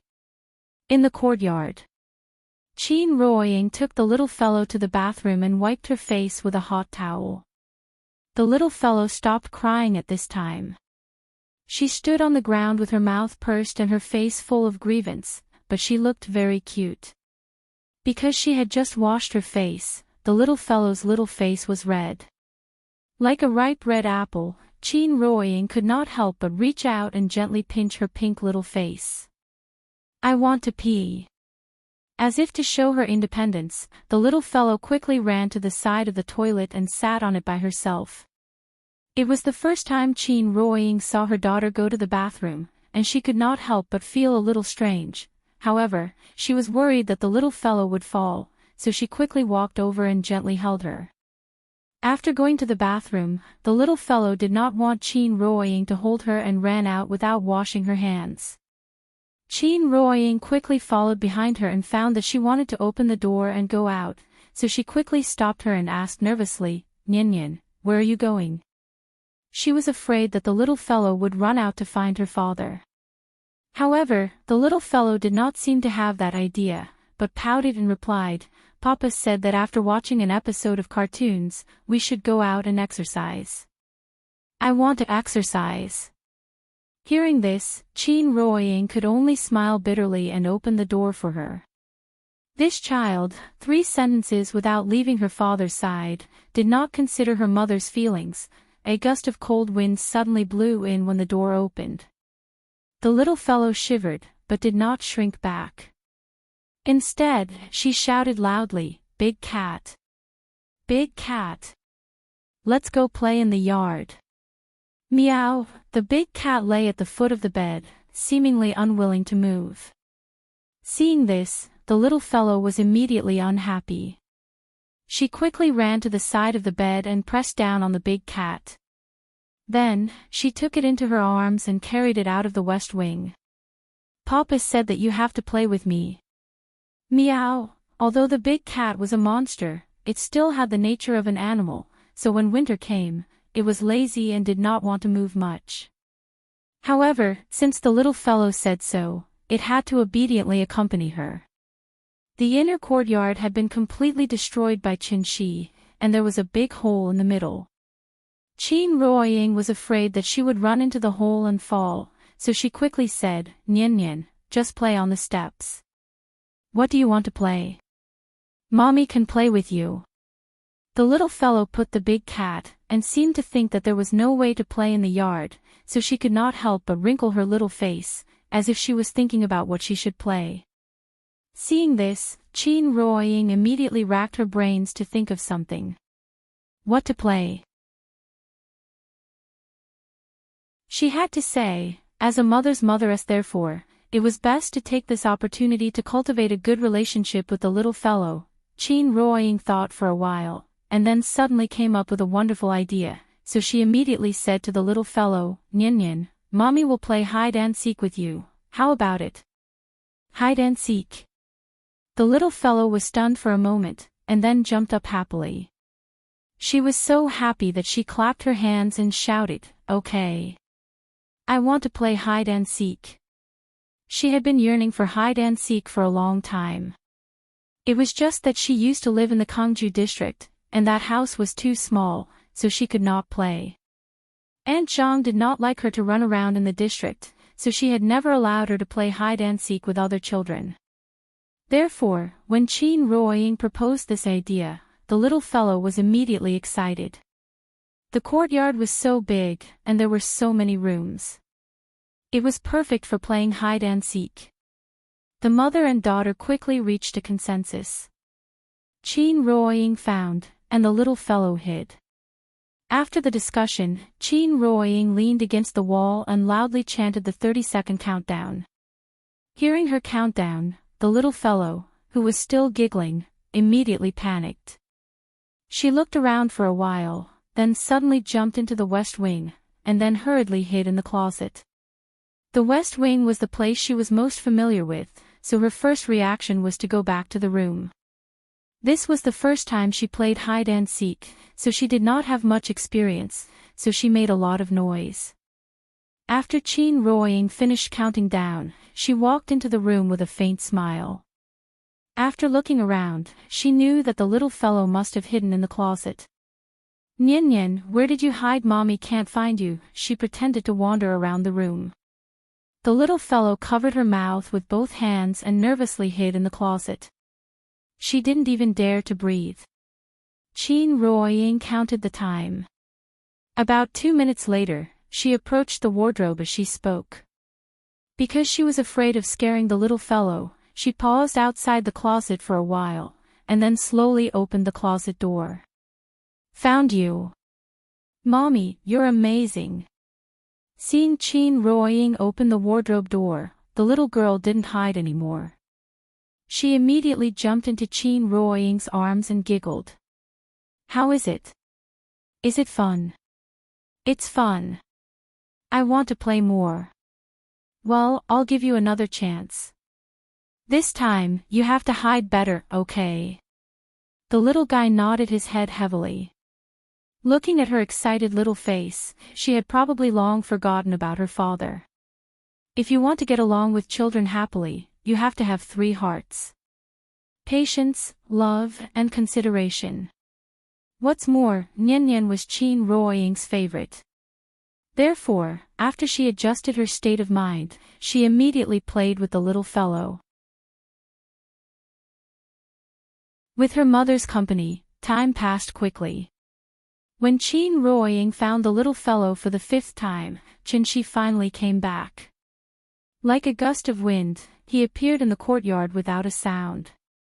Qin Ruoying followed the little fellow. As soon as she walked out of the room, she saw Qinshi. She froze for a moment. But the little fellow had already rushed to Qinshi, shouting, Papa! Qinshi was afraid that she would slip, so he quickly stepped forward and picked her up. What's wrong? What are you playing? Hide-and-seek. Mommy, play hide-and-seek with me. Is it fun? It's fun. Qin Ruoying looked at Qinshi in a daze. Qinshi was playing with the little fellow in his arms, as if there was nothing strange. What else did he want to hide? But could he hide it? Perhaps seeing the worry in Qin Ruoying's eyes, Qinshi put the little fellow down with a smile, then touched her head and said with a smile, Nian, it's cold outside. Go back to the room first. Okay. Seeing that her father was back, the little fellow was relieved, so she ran back to the room happily. After the little fellow left, Qin Ruoying finally couldn't help but grab Qinshi's arm and ask anxiously, Are you hurt? Where is the injury? Is it serious? As she spoke, she looked up and down at Qinshi nervously. Chen Shi had no trace of injury. However, his face was devoid of any color, and his lips were deathly pale. He looked like a patient who had lost too much blood. "I'm fine, don't worry."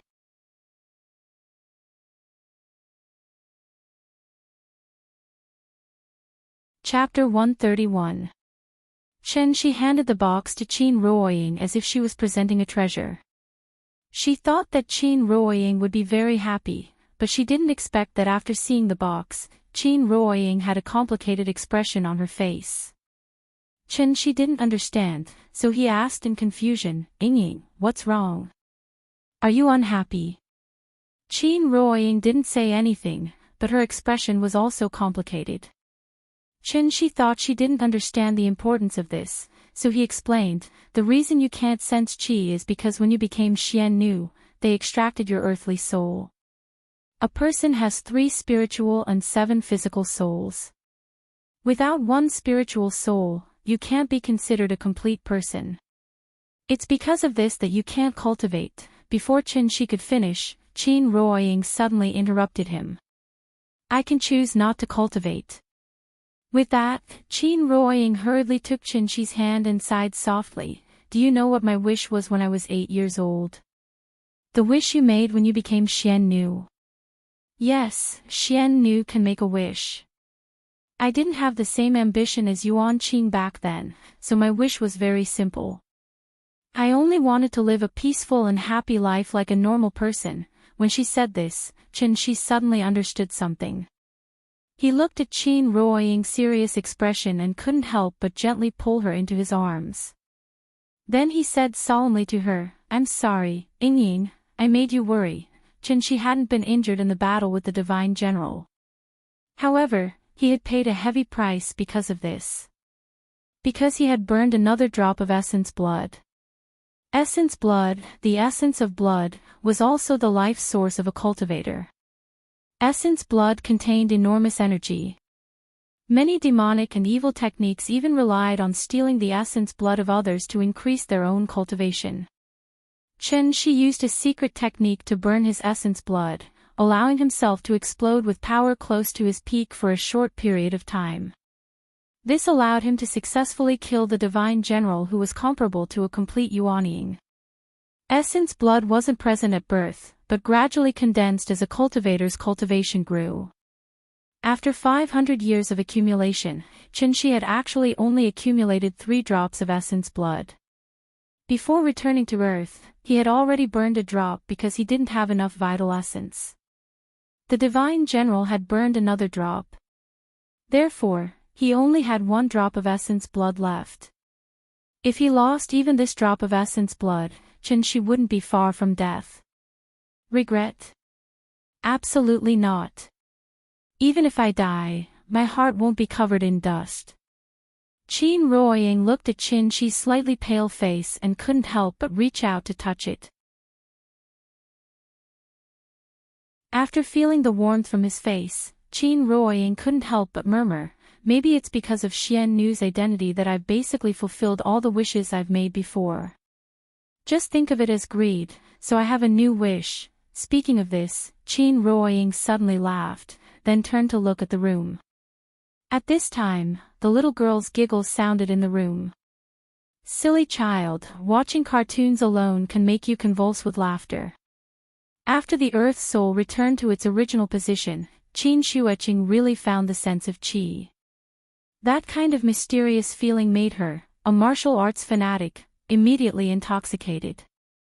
Faintly, she even had an illusion. The long-sealed gate of the Alcade state seemed to finally show a sign of loosening. She could finally step into the Alcade state. Qin Wanqing was still struggling to break through to the Alcade realm. Qin Yongyan, on the other hand, started cultivating a few days earlier than her and took the spirit-gathering pill. Therefore, he smoothly stepped into the early stage of qi refinement and directly stepped into the Alcade realm. He was now a Grand Master of the Alcade state. This also made him more convinced that what Chen Shi taught them was much more powerful than martial arts. His father-in-law and sister-in-law were both obsessed with cultivation, so they didn't even come out for dinner. Shi didn't want to interrupt this kind of state where they forgot to eat and sleep, so he left some food in the refrigerator for them. After dinner, Shi wanted Qin Ruoying to also cultivate. But at this time, Qin Ruoying shook her head and proposed to take a walk in Hohai. Take a walk. The little girl was lying on the bed. After hearing her mother's suggestion, she immediately raised her hands and feet, expressing her absolute approval. Being cooped up at home every day, this little girl was about to become moldy. In winter, the sun set early. It wasn't even 7 o'clock in the evening, but some places without street lights were already pitch black. Outside the big house, one could see the old street light at the entrance of Dongming Alley. The light of the street light was slightly yellow, elongating the shadows of the family of three. The little girl held Qin Ruoying's left hand, and Shi's right hand. She squatted on the snow, and her two small cotton boots seemed to have turned into skis, constantly yelling for them to run. Just like the sleigh pulling the carriage at Christmas, her parents were the elk pulling the carriage. And she was Santa Claus bringing joy to the mortal world. Since their daughter had this request, her parents had to agree even if they had to work like cows or horses. Thus, Qin Ruoying and Shi looked at each other and smiled, and immediately pulled her to a trot. Giddy up. Horse, run. Horse, run. The sleigh started running, and the little girl's 2 feet immediately pulled a long track on the ground. She was so happy that she giggled, feeling that it seemed to be more interesting than riding a big cat. Qin Ruoying's physical fitness was average. In winter, she wore a lot of clothes, and the snow was difficult to walk on, so after running for a while, she was tired and panting. And because she was so happy, she kept laughing. The intense exercise and the stimulation of the cold air immediately caused a sharp pain in her abdomen. Exercise-induced abdominal pain. Ouch! Qin Ruoying gasped for air as she clutched her stomach and groaned. Seeing this, Shi quickly stopped. Shi used his true essence to help her recuperate. After seeing that she was better, Shi said to the little girl, "Mommy's body isn't good. Nian Nian, come, Daddy will play with you. Today, I'll let you experience what it means to be fast and furious." Okay. After Qin Ruoying stopped, the little girl sat down on the ground. Hearing Shi's words, she immediately stretched out her hands and took Shi's right hand. "Little princess, let's go." After that, Shi started running. In this kind of snow, they couldn't run too fast. If the little girl couldn't control herself, she would be dragged to the ground by Shi. Therefore, Shi could only pay attention to the little girl's state while slowly speeding up. In fact, the speed was not very fast, but the little girl was very excited. She happily giggled and said, "Papa, come on. Papa, come on." It was really much more fun than riding a big cat. Hohai had not completely frozen, and the skating rink had not been opened, so now Shikahai looked a little deserted. The weather was still too cold, so the family of three returned home after a round. In the evening, after the little girl fell asleep, Qin Ruoying finally began to cultivate. She had figured it out. If she neglected her daughter because of cultivation, then she was not worthy of being Nianyan's mother. In a dark room, the little girl fell asleep sweetly, while Shi and Qin Ruoying sat cross-legged on her left and right. Suddenly, Shi opened his eyes.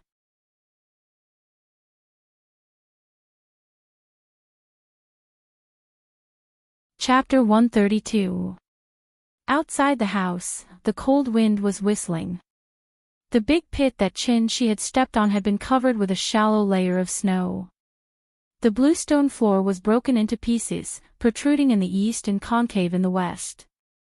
There were thousands of gullies, and if one was not careful, one would slide down. Seeing that the little fellow's activity area was suddenly missing such a large area because of him, Qinshi thought that he should find someone to repair it tomorrow, so that the little fellow could continue to gallop in the yard. Perhaps, he could also buy her a set of children's outdoor expansion equipment. Just like the large-scale expansion equipment in the shopping mall, there were tire arrays, rock climbing, balance boards, ring bridges, scaling ladders, and so on. It was very playable, and could also be used to train the little fellow's balance, athletic ability, coordination ability, and many other aspects. Qinshi did not consider letting the little fellow cultivate for the time being. That was because Nyan still had to go to school in the future. At that time, she would definitely play with other children in school. If she lost control a little and slapped other children, it would be troublesome. Therefore, it would not be too late to teach her cultivation when she was a little more sensible. While thinking, Qinshi flew out of the yard. He wanted to go out and find another place to cultivate. Although the spiritual energy of heaven and earth near Shikahai was very rich, now his wife, sister-in-law, and father-in-law were all cultivating here. The cultivation of the three of them was still shallow, so it didn't matter if they were crowded together. However, Qinshi's cultivation was too high, so he must not stay with them. Because once he started cultivating, he would immediately form a spiritual energy black hole in the courtyard, sucking all the spiritual energy of heaven and earth nearby into his body. How could others cultivate like this? Therefore, Qinshi could only come out and find another place. Since returning to Earth, Qinshi had never deliberately wanted to cultivate. The reason why he changed his mind now was that after the battle with the Divine General, he suddenly had a sense of crisis. If he began to wholeheartedly restore his cultivation after returning to Earth, why would he waste a drop of blood essence today? Strength was the basic guarantee of a happy life. In order to make his happy life last longer, Qinshi decided to start cultivating seriously. In the past, he had nothing to live for, but now, he was full of happiness, so his fighting spirit was high.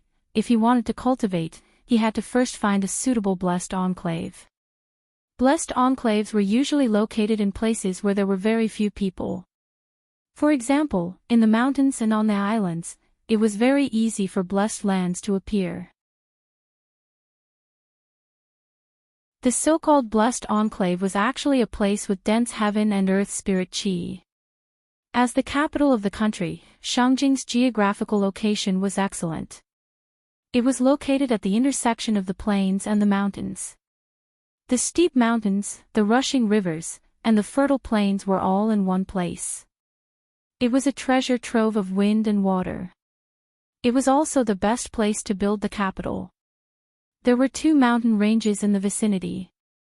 The Taihang mountain range ran from the north to the south, and was majestic. The Yan mountain range ran from the west to the east, and was vast and boundless. To the west was Taihang mountain, and to the north was Mount Yan. Mount Yan was still a bit small and not grand enough, so Qinshi thought for a moment and directly eliminated Mount Yan. Now that the tourism industry was developed, places with slightly better scenery were all listed as scenic spots. It was estimated that when the big cat was looking for a place to cultivate, it also took a lot of effort to find Mount Amei. Qinshi flew and searched. It wasn't until he flew over the Spirit Mountain in the western suburbs of Shangjing that he finally found a remote place with dense heaven and earth spirit qi. This mountain range was steep, and it was estimated to be more than 2,000 meters above sea level. The top of the mountain was already covered with a thick layer of snow. Standing on the top of the mountain, when the clouds surged, the clouds paved a road, and people walked in the sky. It was like a fairyland. Qinshi looked around, and after confirming that there was no one else around, he sat cross-legged on a large rock at the top of the mountain and began cultivating. As he gradually entered the state, Qinshi's body seemed to turn into a black hole, and the surrounding heaven and earth spirit qi rushed towards him. Within a radius of tens of meters, there was strangely no wind, like a color photo, and everything seemed to be still. On the top of the snowy mountain, a bright moon hung in the sky, and the surrounding stars were overshadowed. Time flew. When Qinshi opened his eyes again, the sun on the horizon just happened to show a corner of the clouds. Thousands of clusters of golden arrows burst out from the clouds, and reflected on his body, as if covering him with a golden gauze. Cultivation was dry and boring to begin with, because it was a process that accumulated over time. Qinshi was not in a hurry. After seeing the sun rise, he immediately got up and left the top of the mountain. Because he had to go back to prepare breakfast for the little fellow. Qin Ruoying now also made up her mind to accompany Nian during the day, and find time to cultivate at night.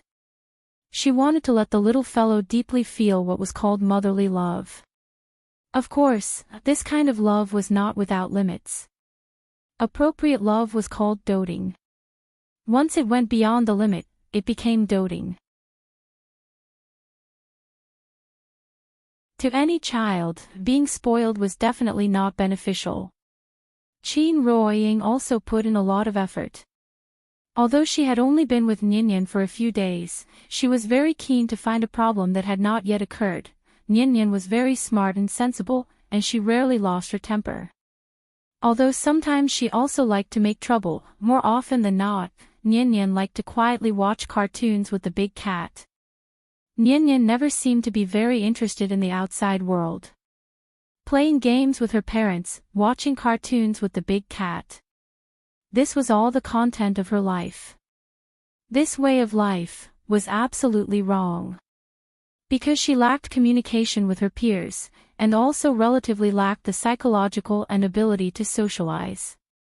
Although the big cat was a monster, and its intelligence was far superior to that of a child, it could not speak, so there was no way to communicate with the little fellow.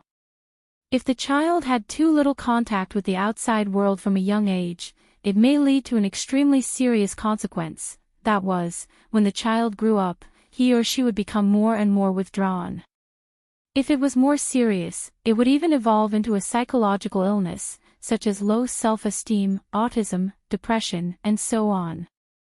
As a parent, in the child's growth process, it was obvious that they should take the initiative to create opportunities for the child to interact with strangers and unfamiliar environments, to increase the child's ability to socialize and adapt to the environment, and to cultivate a cheerful and optimistic character. Qin Ruoying looked at the little fellow who immediately climbed into bed after breakfast. The more she thought about it, the more she felt that something was wrong, so she quickly told this problem to Qinshi. And when Qinshi heard what she said, he immediately realized the seriousness of the situation. After all, Aunt Zhang was old and in poor health, so she rarely took Nian out to play with other children. And after he came back, it seemed that he did not take Nian to play with other children. At most, he let the little fellow go to kindergarten, but after a few days, he did not go. No, according to this progress, it seemed that Nian was likely to become more and more withdrawn. She looked very outgoing now, but that was because she stayed by her parents' side all day long. She could not be so introverted in front of her parents, right? What to do?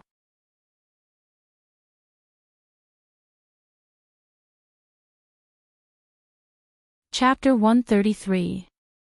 Walking side by side with me is obviously a tough task for a loner like him. The man in the condom. Humans were social creatures.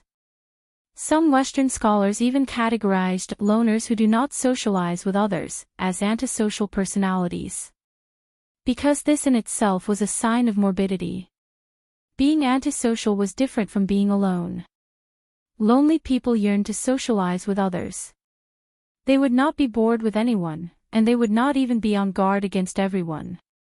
Antisocial people were a kind of personality defect. They usually thought highly of themselves and looked down on others, but their hearts were extremely weak. They were afraid of being stabbed, so they did not want to socialize with others. When they had to socialize with others, antisocial people would also appear to behave strangely, and pretentiously. They always gave people a feeling of nervousness. They were actually very pitiful. They did not necessarily have antisocial psychology or violent tendencies, but they definitely felt autistic, lost, inferior, nervous, and depressed. They were unable to communicate with others normally, which made them prefer to be alone and live in isolation from others. There were not many congenital factors for the formation of antisocial personality. It was mainly due to the negative influence of various subjective and objective environments, which caused the psychological distortion caused by long-term depression. For example, if Nian continued like this, when she went to primary school in the future, it was likely that she would be ostracized by her classmates because she did not learn to communicate with her peers. She would be treated as an anomaly by her classmates. A little girl who only knew how to chat with cats all day. Was that not weird enough? The results of the survey showed that about 5% to 8% of the children in primary and secondary school groups would be antisocial. And this was already an extremely exaggerated number. Out of 20 people, there would be one antisocial individual. The class was a group, and antisocial children were always unable to integrate into this group. As a result, they were more likely to be ridiculed, ostracized, and criticized by their classmates. This situation would gradually decrease as the child grew older. However, this process was incomparably long for those pitiful children who were reclusive and eccentric. They would endure all kinds of psychological pressure, but in the end, they would only become a stepping stone in the growth process of others. Many years later, who would remember the freak who was ridiculed and teased in the class? Who would care if that freak was doing well now? She panicked. After all, he really couldn't cure mental illness. After some serious consideration, he quickly discussed with Qin Ruoying, how about sending Nian to kindergarten? Hearing this, Qin Ruoying immediately nodded. She happened to have the same idea. Although Qin Ruoying wanted to spend more time with Nian, in order to give Nian a healthy and happy environment, it was better to be cautious. As long as it involved their children, any parent would become particularly worried. Even if there was only the slightest possibility, they had to eliminate that possibility in time. The couple reached a consensus. Thus, Shi sat beside the little fellow. Nian, Daddy wants to discuss something with you, okay? The little fellow was busy watching cartoons. When Shi walked over, he happened to block her line of sight. After a hum, she directly lay on her side on the bed and continued to watch cartoons. Seeing this, Shi pretended to be serious and said, Nian, Daddy is talking to you. The little fellow's eyes were full of doubts. After glancing at Shi, she muttered, Papa, you're blocking me. Daddy is talking to you. Pause first, or Daddy will be angry. Oh. Shi obviously had some weight in the little fellow's heart. Therefore, after hesitating for a moment, she obediently took the remote control and pressed the pause button. Then, she sat up very obediently. Say it, Papa. Seeing that the little fellow was so obedient, Shi nodded very satisfactorily. Then, he gently held her in his arms and asked seriously, Nian, do you want to go to kindergarten? However, when the little fellow heard his question, he didn't even think about it and immediately shook his little head like a rattledrum. No. I don't want to go to kindergarten. This was obviously out of Shi's expectation, so he quickly asked, why? Didn't you like kindergarten before? Hearing this, the little fellow pouted and replied loudly, I don't like kindergarten. Perhaps to express her attitude, the little fellow even repeated, I don't like kindergarten. I don't like it. She didn't play her cards according to common sense, and Shi was confused. In the past, she clearly wanted to go to kindergarten, but now she suddenly didn't want to go. She changed her mind too quickly. She had no choice but to patiently persuade her, Nian, kindergarten is very fun. The teachers teach you to draw, put on little red flowers for you, and classmates play games with you. Why don't you want to go? Hearing Shi's words, the little fellow instantly exploded. She didn't know why she suddenly became muddle-headed. After pushing Qin Shi's arm away, she lay on the bed and rolled left and right, constantly muttering, "I don't want to go. I don't want to go. I don't like kindergarten." Qin Shi was stunned. When did Nian Nian become like this? She was simply a naughty child. Was there really a problem with his teaching methods? He still remembered that when he first came back, Nian Nian was very obedient and sensible. How long had he been taking care of Nian Nian? How did he raise the child like this? Thinking of this, Qin Shi couldn't help but fall into deep reflection. Seeing that the little fellow had flipped out, Qin Ruoying also sat next to her. After gently helping the little fellow up, she patiently asked, "Nian Nian, can you tell us why you don't want to go to kindergarten?" After hearing this question, the little fellow was stunned for a moment. But right after that, she burst into tears. This time, Qin Ruoying also panicked. She quickly took her into her arms and comforted her softly. "Nian Nian, don't cry. If you don't want to go, we won't force you. But you have to tell us why you don't want to go, right?" The little fellow cried miserably. Seeing this, Qin Shi hurriedly went to the bathroom and brought her a hot towel. The husband and wife worked together and spent a great deal of effort to stop the little fellow from crying.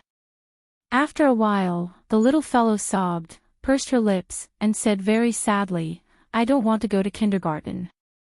I want to be with Papa and Mama." Hearing this, Qin Ruoying couldn't help but look at Qin Shi, and instantly understood the reason. This poor child, she was raised by Aunt Zhang alone before, and her parents were never by her side. Therefore, when the little fellow had her parents again, she didn't want to be separated from them for a moment. And this was obviously the root cause of her recent muddle-headedness. Since the child said so, it was obvious that she couldn't go to kindergarten. Qin Ruoying held Nian Nian in her arms and thought for a while. Suddenly, she said to Qin Shi, "How about we change the way?" "What way?" "Look at the cold weather. There aren't many parents who would bring their children out to play. Nian Nian doesn't want to go to kindergarten. It's definitely not a way to go on. How about this? Let's open a bookstore, or a restaurant, or a coffee shop, so that Nian Nian can meet many strangers."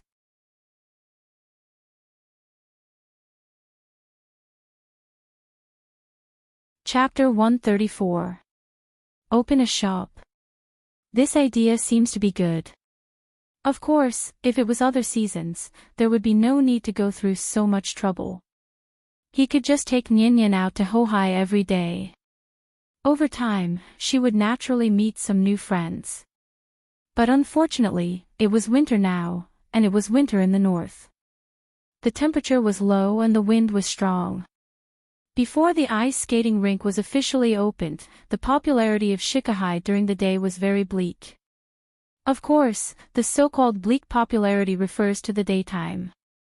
Hohai was really lively at night.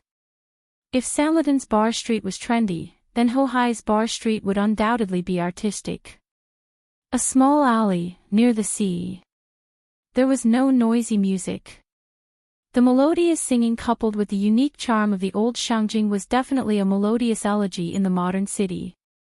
It was really good to open a shop in this kind of artistic and fresh place. Anyway, they were idle all day. Opening a shop to take care of the little guy could also add some fun to their life. Thinking about it, it was also quite good. But the question was, what kind of shop should they open? Qin Shi didn't have any ideas. Since it was Qin Ruoying's suggestion, he might as well listen to her opinion. So he smiled and asked, "What kind of shop do you want to open?" Hearing this, Qin Ruoying frowned and pondered. They weren't short of money. Opening a shop was purely for fun and to create a new living environment for the little guy. The business couldn't be too good. If it was too good, they wouldn't have time to take care of the child. But it couldn't be too bad. If it was too bad, they could only stare blankly at the door all day. It was better not to open. After thinking for a while, Qin Ruoying couldn't think of a reason, so she proposed to go out and look at the shops around. Hohai Bar Street was formed after the end of the SARS, more than 10 years ago at an incomprehensible speed. She still vaguely remembered that there were only a few small pubs here before. But now, looking around, Hohai was densely packed with small pubs on both sides. The family of 3 walked around Hohai. The more Qin Ruoying looked, the more dissatisfied she was. Qin Shi saw this, but he didn't say anything. When the little fellow ran to the railing and checked whether the lake water was frozen, Qin Shi suddenly smiled and said, "Ying, we only opened the shop to let Ninian come into contact with more people. As for what kind of shop we open, it doesn't really matter." Hearing this, Qin Ruoying couldn't help but be stunned. After carefully thinking about Qin Shi's words, she said with some hesitation, "I was wrong. Most of the places here are bars. It's really not suitable to open a bookstore." In fact, Qin Ruoying wanted to open a bookstore the most. However, Hohai was still a relatively mature business circle. Hohai Bar Street's reputation was comparable to Sanlitun and Workers' Sports Complex. Therefore, other than bars, there were only a few tea houses, restaurants, food stalls, and so on. There weren't even many supermarkets. Fame had already determined that other shops couldn't survive here. Therefore, Qin Ruoying thought for a long time, but still couldn't think of what kind of shop they should open. Qin Shi saw her hesitation and suggested with a smile, "Didn't you see a tea house with a shop for sale sign outside? How about we take it over?" Tea house. Qin Ruoying was a bit surprised, but after seeing Qin Shi's serious expression, she had to seriously consider this proposal. In fact, compared to a tea house, Qin Ruoying was more inclined to a coffee shop. But unfortunately, coffee was a Western culture. Therefore, after coming to Hohai, a place with a strong folkloric flavor, it was somewhat unsuitable. When they were walking along the road, they already saw several closed coffee shops. Wuxia had a tea culture since ancient times. Tea was popular in the Tang dynasty and flourished in the Song dynasty. From the emperor, to the literati, to the common people, there was no one who didn't like tea. In the eyes of many young people, the style of coffee seemed to be much higher than tea. But in fact, coffee, cocoa, and tea were known as the 3 non-alcoholic drinks in the world. Silk, porcelain, and tea, these were also the business cards that Wuxia handed to the world. Before the bar street in Hohai rose, there were many tea houses here. Every summer, Hohai Lake was wide, the water was sparkling, willows were hanging on both sides of the lake, lights were shining, and the palace walls and minarets in the distance were reflected in the water. From time to time, there were pleasure boats gently rowing. If at this time, there was a pot of good tea, sitting quietly by the lake and carefully tasting it, wouldn't it be pleasant? This was a kind of cultural charm, belonging to Wuxia, and also belonging to Hohai. Qin Ruoying was moved. Therefore, the couple immediately reached an agreement, called the little girl, and turned to the tea house with a shop for sale sign. The owner was a middle-aged man in his 40s. After hearing Qin Shi's intention, he immediately enthusiastically introduced the tea house to them. The size of the tea house was not bad, the lobby was about 70 to 80 square meters, and there was a small courtyard of more than 50 square meters in the back. The overall decoration was very antique, exquisite, and elegant. The shop was the owner's own. Because the business of the tea house was not very good, the owner did not intend to continue to operate, and was ready to rent out the shop to collect rent. The price of a shop in Hohai was not cheap. The better location of the shop, the rent for 1 square meter fluctuated around 300 yuan. In other words, such a large shop, the monthly rent would be at least 40,000 yuan. In a year, the rent alone was close to 500,000 yuan. It was really like an inch of land was worth an inch of gold. Because the owner was the landlord, the transfer fee was saved, but the renovation fee still had to be paid. She had a lot of money, but he did not want to be a sucker, so he negotiated the price with the owner. After some bargaining, the owner agreed to only charge 200,000 yuan for the renovation fee. The stock in the shop would be calculated separately, and the rent would be 35,000 a month, paid once a year, plus a month's deposit. In order to prevent Shi from saying that he was randomly charging the renovation fee, the owner even took out his previous renovation fee list, repeatedly saying that he spent 500,000 to renovate the shop, and if Shi rented it to someone else, he would receive 400,000 just for the transfer fee. Although he said so, it was up to Shi whether he believed it or not. After all, this was not a small matter, so the owner thought that the young couple would go back to discuss it. But what he did not expect was that the young couple did not hesitate for long. The two simply discussed a few words, and directly decided to rent. The price was agreed, then the next step was simple: look at the property certificate, sign the contract, clear the account, check the goods, pay the money, and a happy cooperation. The transfer of a shop was actually a very troublesome matter. If you want to change the name of the shop, or change the type of business, then you have to let the owner go to the Trade and Commerce Bureau to cancel the original business license, and then Shi would go to register again. Shi found it troublesome, so he was too lazy to even change the name. Seeing that he was so straightforward, the owner signed an agreement with him, and then handed over the original business license to him.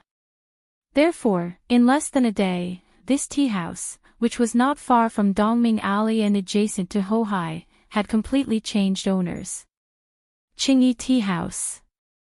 This was the new business of the family of three.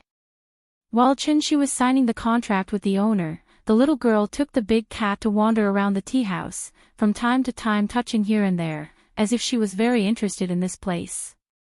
When Qin Ruoying saw her like this, her heart immediately felt relieved.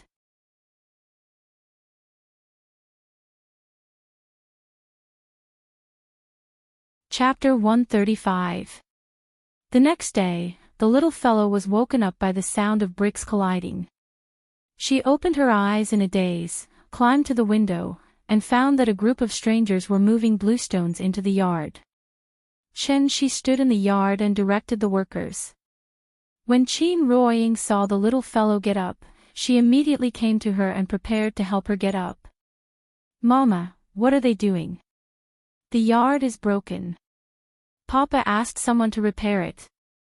After that, you can play in the yard again. Papa is so nice." Hearing this, Qin Ruoying immediately pinched her little face and asked, "What about Mama?" "Mama is so nice." The little fellow flattered, and Qin Ruoying immediately laughed. After gently picking up the little fellow from the bed, she smiled and said, "Let's go. Mama will take you to wash up." "Okay." To repair the yard, first of all, the broken bluestone slabs had to be swept out, and then the mud from outside to fill the big hole. After that, the bluestone slabs could be laid again. The workers made a lot of noise. Qin Shueqing frowned and came out to take a look. Then she slammed the door and went back to the east wing. Recently, she and Qin Yongyan had been completely obsessed with cultivation. They often didn't even go out for a whole day. She didn't ask them to eat now. Anyway, after the family of three had eaten, she would put all the leftovers into the insulated cabinet. When Qin Shueqing and Qin Yongyan were hungry, they naturally knew to eat by themselves. After breakfast, Shi briefly explained to the person in charge of the decoration company that they must finish the work today. After that, the family of three went out.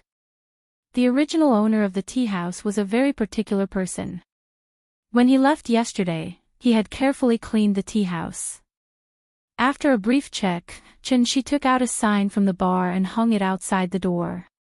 It was open. He didn't even change the sign. He didn't know if there would be any old customers.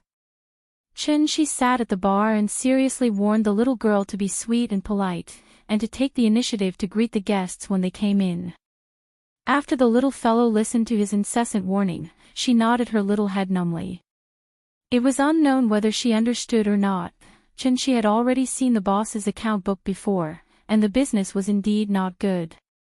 Because it was winter, there was basically no business in the tea house in the morning. It was only slightly better in the afternoon. Many customers who came to the bar because of its reputation would sit in the tea house with their friends for a while, chatting and playing cards before the bar opened. The tea house was open, and even the signboard was still the same. However, Shi had overlooked a very important issue. That was, opening a tea house required a certain amount of connections. The tea house itself was a business of acquaintances, and the gathering and dispersing of qi were closely related to the boss. A successful tea house must have a boss who could be called a social expert. The customers came for the boss, but they also dispersed because of the boss. Therefore, there was a saying often heard in the tea houses that business was good as long as the boss was there. If the boss was not there, there would be no ghosts.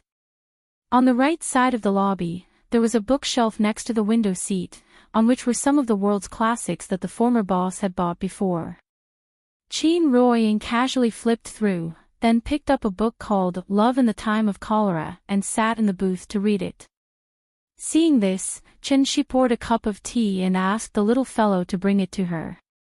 Nian, come, bring a cup of tea to mommy. Be careful, don't burn yourself. In order to make it convenient for the little fellow to take, Shi specially chose a hand cup, and only mixed 2/3 of the water. The little fellow held the cup with both hands and walked very slowly. When she carefully came to Qin Ruoying's side, she sweetly shouted, "Mommy, drink tea." Qin Ruoying read carefully, so when the little fellow called her, she found that the little fellow was still holding the teacup, so she quickly took the teacup from the little fellow's hand, and at the same time did not forget to praise, "Ah, Nian is so good." The little fellow was happy, and seemed to think that it was a very pleasant thing to serve tea to others, so she immediately turned and ran to the bar, looked up at Shi and asked, "Papa, when will the guest come?" Don't worry, take your time. The most important thing to do business is to be patient." Shi smiled and held her in his arms, and then the father and daughter sat behind the bar and chatted. The door opened at 9:00 in the morning. After waiting for 2 hours in boredom, the family of 3 finally welcomed their first guest after the opening. To Shi's surprise, the guest did not belong to the middle-aged group, but was a young girl. The girl stood outside the door and hesitated for a moment. After looking at the business sign outside the door, she pushed the door and walked in. She wasn't very old and looked to be about 20 years old. She should be at the age of a down jacket and jeans, but now she was wearing a long coat that did not match her temperament at all, and a combination of pantyhose and boots on the lower half of her body. The girl had put on makeup. Perhaps it was due to her poor technique, but her makeup gave off a strange feeling. Obviously, she was a natural hibiscus, but she had to paint a snake with legs and dress herself up a little. Of course, it would make people feel a little strange.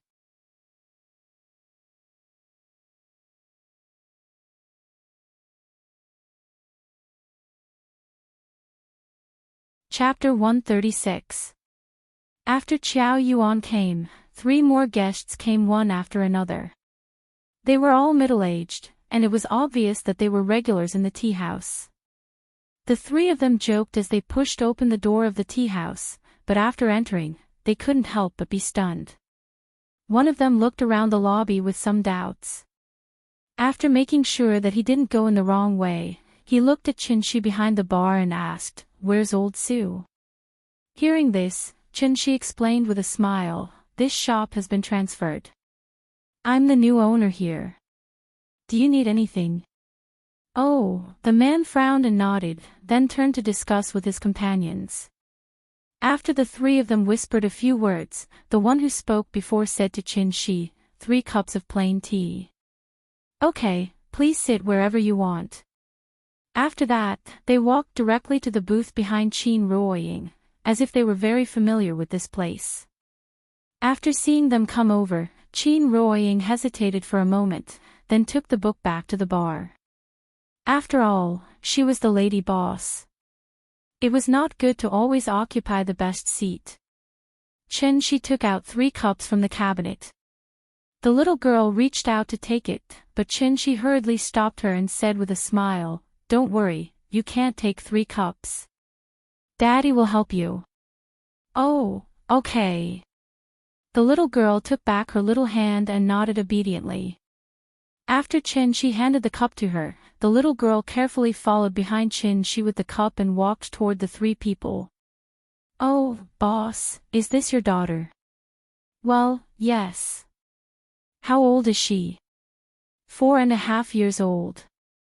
Seeing the little girl eagerly following behind the person who spoke just now couldn't help but exclaim, "Your daughter is so cute, she's exactly the same as my little one when she was young." She smiled very politely, then patted the little girl's head and said to her, "Nyan, uncle is praising you. You're cute, quickly say thank you to uncle." Hearing this, the little girl said sweetly, "Thank you, uncle." "Oh, your child is so cute." "That's right, why didn't my wife give me a daughter back then?" "Come on, with your shabby appearance, how could you give birth to such a beautiful daughter?"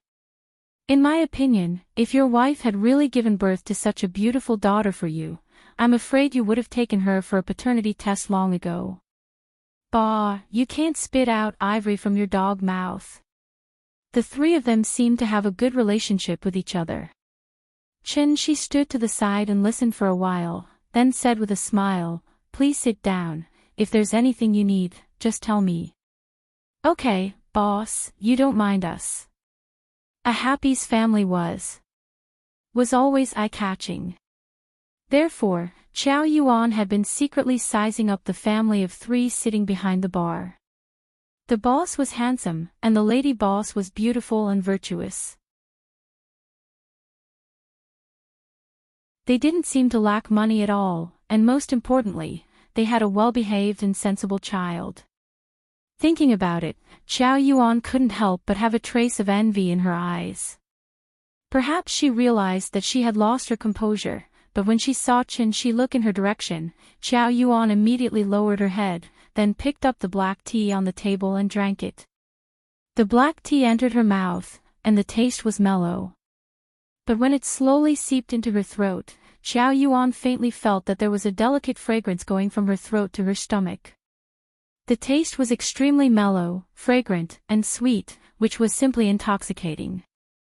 After tasting it carefully, Chow Yuan felt that her whole person was much more awake, and there was a sudden feeling of enlightenment in front of her. She held the cup in front of her and carefully studied the black tea. "What kind of tea is this? Why is it so delicious? It seems to have the effect of refreshing the mind." Chow Yuan took another sip, and after tasting it carefully, she suddenly thought of something and quickly looked at the price list on the table. "This cup of tea is so delicious, it must be very expensive, right?" Thinking of this, she couldn't help but feel a little nervous. She had just looked at the price list, and if she remembered correctly, the cost here wasn't very high. However, the taste of this cup of tea made Chow Yuan suspect that she had just seen wrongly, so she quickly picked up the price list and carefully looked at it. The cheapest was the vegetarian tea, 20 yuan per cup. Bilyuakun, 28 yuan per cup. Kimun black tea, 38 yuan per cup. And the most expensive Wui de Hong Pao, only 68 yuan per cup. 38 yuan. A cup of caramel macchiato at Starbucks cost more than 30 yuan, and such a mellow black tea only cost 38 yuan. For some reason, Chow Yuan felt like she had picked up a bargain. If she knew what she was thinking now, he would probably be unable to help but chuckle. The tea leaves of this kind of tea house were usually bought wholesale from the tea market, 1 bag at a time. A bag of 500 grams, and a cup of 20 kilograms. Each cup of tea only required about 3 to 4 grams of tea leaves, and some people had a strong taste, so they put more than 10 grams of tea leaves. On average, 1 bag of tea leaves could make at least 100 cups of tea. Of course, this didn't mean that the tea house was a profiteering industry. After a little careful calculation, one would know that this tea house was definitely a loss-making business. The profits were high, but the corresponding rent, water, and electricity were also very expensive. The rent here was 35,000 yuan. How many cups of tea would it take to earn that much? Moreover, customers could sit here for a whole day after ordering a cup of tea. The tea house was only so big, so even if the business was booming, there was no way to receive more customers after it was full.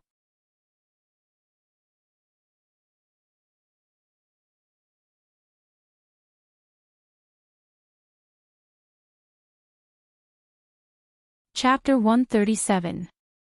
Lin Xian. Qin Ruoying hadn't seen Lin Xian for many years, so her impression of Lin Xian was still in college. However, Chen Shi's memory of Lin Xian was not long ago. The cruise ship, the dock, the palm trees. On that sunny afternoon, Lin Xian stood under the shade of the tree and watched the father and daughter get into the car and leave. She stood there for a long time. In fact, the Lin Xian of the past was quite similar to the girl just now. A girl from a small county came to Zhonghai, an international first-tier city, to study and work. At that time, Lin Xian had a kind of maturity that was incompatible with her peers. Of course, that so-called maturity, in retrospect, was also a kind of childishness. When all the impurities were washed away, the girl just now might become like Lin Xian now. Chen Shi thought about something thoughtfully. Qin Ruoying glanced at Chen Shi and suddenly asked with a smile, "What? Have you met Lin Xian?" Hearing this, Chen Shi immediately nodded and replied, "Yes, when I first came back, I asked her about you. When Fong Lei got married, she asked Nian to be her flower girl. Fong Lei is married. Thinking about it carefully, I haven't seen them in a long time. Do you think we should go back to Zhonghai to meet them? When do you want to go?" Qin Ruoying thought for a moment, looked down at the little girl in her arms, and said, "Let's talk about it next spring. The weather is cold, I don't want to go." "Okay." Chen Shi nodded, but then he suddenly thought of something and quickly took out his phone.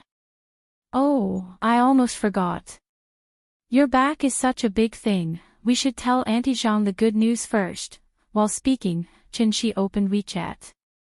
After sending a video call request to Auntie Zhang, Chen Shi handed the phone to Qin Ruoying. Qin Ruoying paused for a moment and quickly took the phone. The video call request rang a few times, then it went through with a beep. Auntie Zhang seemed to be busy with something. The screen showed the ceiling of her house. After she accepted the video call, she probably put the phone on the table. "Yo, stinky brat. You finally remembered to give this old woman a call." Auntie Zhang's granddaughter was crying. She was so busy comforting her granddaughter that she didn't have time to look at the phone. Qin Ruoying looked at the screen. She didn't see Auntie Zhang, so she hesitated for a moment before saying gently, "Auntie, it's me, Yingying." Auntie was stunned. Then, he grabbed the phone on the table and shouted at the camera with a surprised face, "Oh my God. Yingying. When did you come back?" Seeing that familiar face, Qin Ruoying was also slightly excited. She quickly replied, "I just came back a few days ago. I'm discussing with Chen Shi when to go to Chengdu to visit you." "Thank God, you're finally back. Where are Chen Shi and Nian? Come, let me see your family." Hearing Auntie Zhang's request, Qin Ruoying raised the phone high and then asked Chen Shi and the little girl to come over. In the video, Qin Ruoying leaned close to Chen Shi, and Chen Shi held the little girl in his arms. Both of them looked at her with a smile.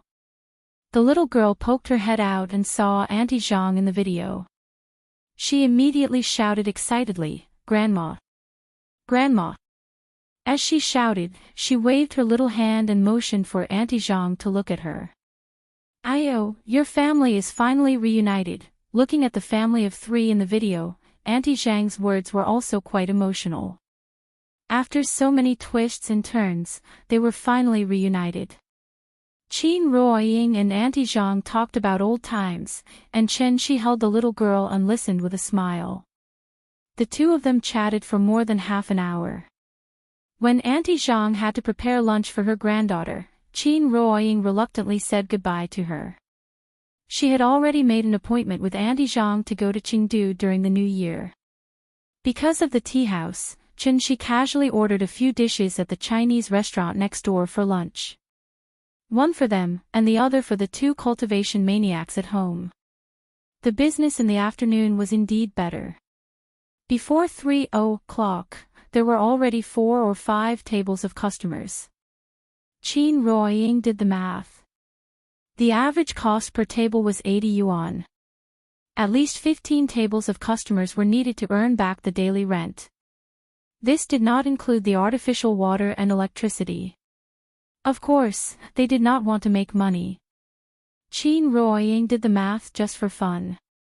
The owner of the tea house was like an immortal couple, the lively and lovely daughter, and the black cat that lay on the bar all day long. In just 3 days, many people knew that the owner of the Qingyi tea house had changed. It was not because Qin Shi was really so eye-catching, but because of the sign hanging at the door. This tea house does not provide chess and card entertainment. This tea house had become a pure tea house. The so-called tea house did not provide chess and card entertainment, but only provided tea in a relatively quiet and relaxing environment. Many people came to the tea house to play cards, so when Chen Shi hung the sign outside that no chess and card entertainment was provided, the business of the tea house went downhill.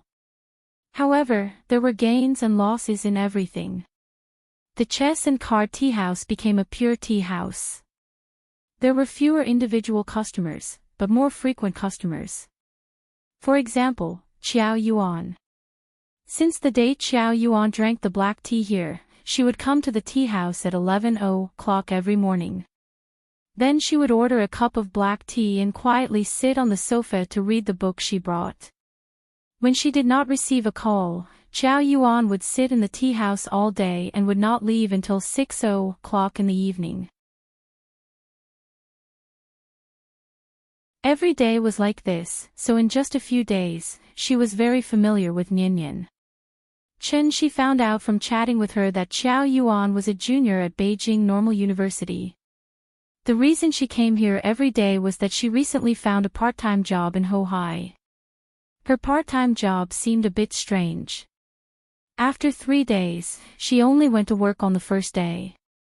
For the next 2 days, she sat in the tea house all day reading and only left in the afternoon. Although Qiao Yuan did not say what her part-time job was, Chen Shi thought it might be related to the bar.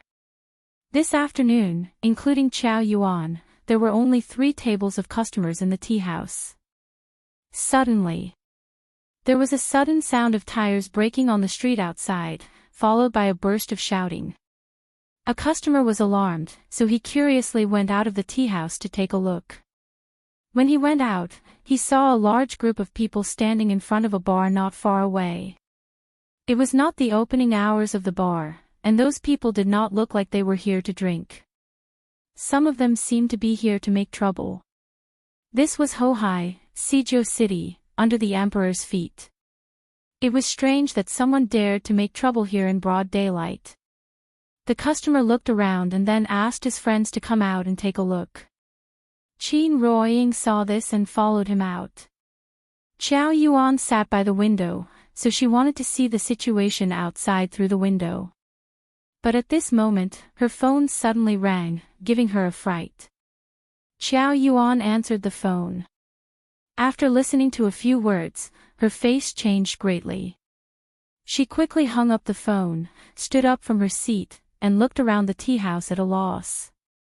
She ran directly to the bar and then said to Qin Shi with a pleading face, "Boss, can you let me hide here for a while?"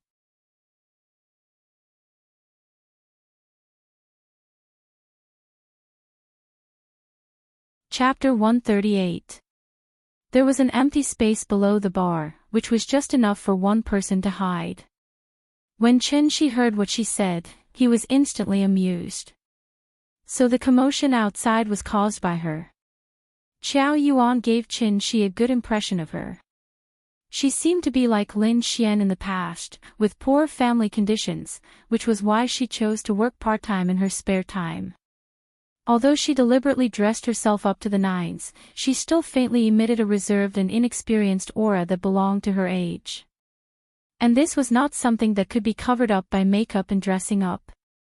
Then you sit here, I'll go out and take a look at the situation. As he spoke, Chen Shi stood up and gave up his chair.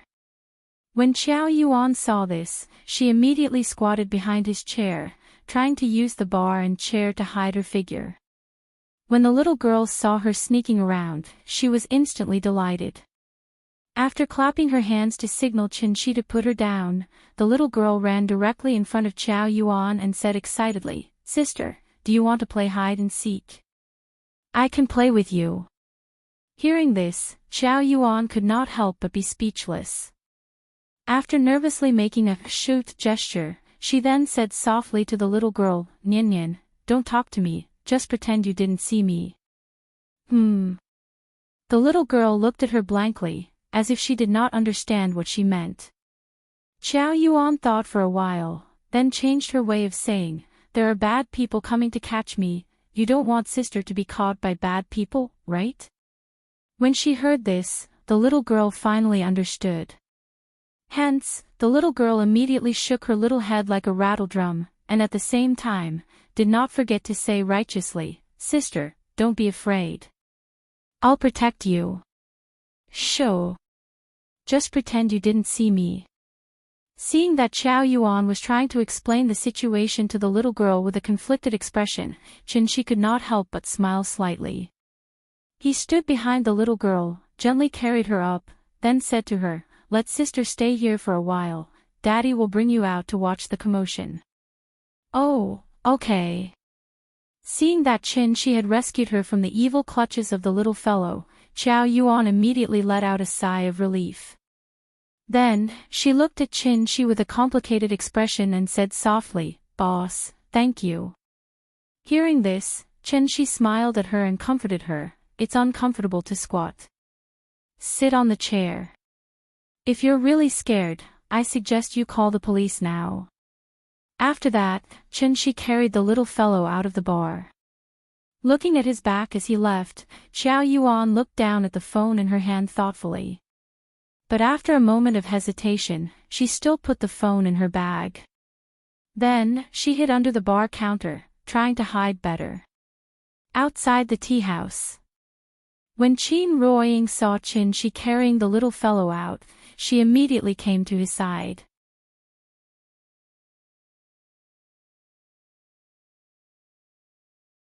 A red wine that cost more than 10 yuan would be sold here for 1,888 yuan and 3,888 yuan. A black-hearted person could even ask for 8,888 yuan directly. If the fat sheep refused to pay, then sorry, the shill bar's hatchet man would come out. It was not a real fight, but a threat. If he did not pay, he would not leave.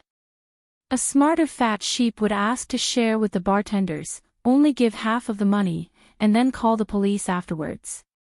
However, it was a pity that the industry itself was in a gray area. As long as the boss of the shill bar was smart, even if the fat sheep called the police afterwards, the boss only needed to refund the money, because they did not break the law. There was a price list on each table. The price was clearly marked, and it was voluntary. Qiao Yuan was obviously a bartender's. But what was strange was that the fat sheep were generally spendthrifts who did not have much social experience. This group of young people who blocked the door of the bar and made trouble were not good people at first glance. To put it bluntly, they were not cut out to be fat sheep. What the hell was going on here? Chen Shi held the little fellow outside the tea house and watched the bustle. At this time, someone said, "She's in the tea house over there." After the group of people heard this sentence, they immediately rushed in the direction of Chen Shi. Several guests in the tea house were still happily watching the bustle, but when they saw the group of people suddenly coming over, they quickly hid to the side. There was a street outside the tea house, and across the street was Ho Hai. Chen Shi and Qin Ruoying stood side by side at the entrance of the tea house. After the group of young people came over, they surrounded them. The little fellow was obviously frightened by their formation, so he immediately shrank back into Chen Shi's arms. Seeing this, Chen Shi handed the little fellow to Qin Ruoying, and then motioned her to take the child in first.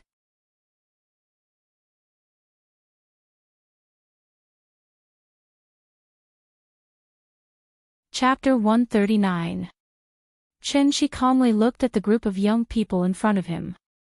Among the group of young people, the youngest was about 20 years old, and the oldest was no more than 25 years old. They were all dressed very fashionably, and a few of them were very handsome. However, they did not stand properly, and the moment they opened their mouths were full of obscenities, inadvertently giving people a frivolous and vulgar feeling. The leader was about 24 or 25 years old. After his companion surrounded the door of the tea house, he stood in front of Chen Shi with a cigarette in his mouth. As if he wanted to create momentum for himself, the young man didn't hold back and directly blew a smoke ring at Chen Shi. However, he didn't expect the wind to be very strong today. So just as he blew out the smoke ring, a sudden gust of wind blew the smoke ring directly into his face. Choked by the smoke, the young man immediately lowered his head and couldn't help but rub his eyes. As a result, the imposing manner that he had deliberately created was destroyed and completely disappeared. This young man was called Wang Hao, and he was also a famous person in Shangjing's nightclub circle. Whenever it was night time, it was time for Wang Hao to shuttle through the major bars. Recently, Wuxia suddenly set off a hip-hop craze, just like the rock craze of the 80s and 90s, which suddenly became popular all over the country. Wang Hao was one of the first underground rappers. After catching up with the hip-hop craze, he was also in the limelight in Shangjing. Most of the bars in Ho Hai were small bars, so Wang Hao wasn't familiar with this area. The reason why he brought people here today was because one of his brothers was cheated of money by a bartender. His brother was related to him and just came out from his hometown to mingle with him. Before, he was a very honest person and didn't see much of the world, so he didn't understand the twists and turns of the bar. After chatting with the keyboard player online for a while, the brother suddenly became hot-headed and wanted to ask the girl to come out and meet. Coincidentally, the bartender that the boss arranged for him was Qiao Yuan. In terms of appearance, Qiao Yuan's appearance was definitely the best among the group of bartenders. As a young man who had just come to Shangjing, when had he ever been in close contact with a beauty of this level? Therefore, he was mesmerized by Qiao Yuan at that time. Qiao Yuan didn't say much to him before he excitedly ordered some wine. The more he drank, the more confused he became. In the end, he directly opened a big order of 20,000 yuan. 20,000 yuan, 20% for the keyboard, 40% for the bartender, and another 40% for the boss. After the order was confirmed, Qiao Yuan would get 8,000 yuan. Usually, the bill would only be settled once every half a month or a month. That was because if the customer called the police, the bill would be refunded. Therefore, the money had not yet reached Qiao Yuan's hands. It was rare to see someone like Wang Hao who didn't call the police and instead brought his own people to cause trouble. Everyone was in the same business. Wang Hao was in the right now, so the boss decisively refunded the 20,000 yuan to him. But what was strange was that Wang Hao was not satisfied with the money he got back. He actually asked the boss to hand over Qiao Yuan. This request was too much. The boss couldn't agree, so he tried to negotiate with them. However, while the boss was negotiating with Wang Hao, a girl who was usually jealous of Qiao Yuan secretly betrayed Qiao Yuan. Therefore, Wang Hao brought people directly to the tea house. The girl who betrayed them was very clever and didn't expose herself. The boss also didn't know who betrayed them. When he saw Wang Hao rushing to the tea house with his men, the owner was a little anxious and hurriedly made a call for help. Refund was a reasonable request, but taking people away was absolutely not. Otherwise, how could he continue to mingle on this street? Unfortunately, it was only 3 in the afternoon, so the thugs were still sleeping at home. After the boss vented his anger on the phone, he looked at the tea house not far away with worry. Most of the people who could open a shop in Hohai weren't easy to deal with. A strong dragon couldn't suppress a snake in its old haunts. Therefore, after Wang Hao fiercely threw the cigarette butt on the ground, he casually said to Qin Shi, "Are you the boss of this shop?" "Yes." "This has nothing to do with you. Just hand over that Chow Chiao and we'll leave immediately. We won't hinder your business." After saying that, Wang Hao squinted his eyes and quietly looked at Qin Shi. If people who play rock have a wanton temperament, then people who play hip-hop are obviously their upgraded version. They always act like they are the boss and don't even put Mother Earth in their eyes. However, Qin Shi's answer was somewhat out of his expectations. He saw Qin Shi suddenly smiled and casually replied, "Chow Chow. I don't know, there's no such person here. F***CK, are you trying to scare us? Brother Hao, don't talk nonsense with him. Let's go in and search, don't let that girl run away." "Yes, go in and search." Wang Hao didn't speak, he just looked up and down at Qin Shi.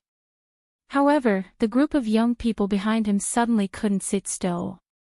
Qin Shi slowly glanced at the people in front of him, his expression didn't change. He stood quietly at the door of the tea house, as if he didn't intend to let Wang Hao and the others in.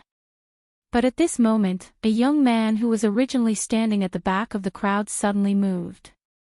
He suddenly turned around, picked up a fist-sized stone from the ground, and then directly smashed it toward the tea house's glass. Bang!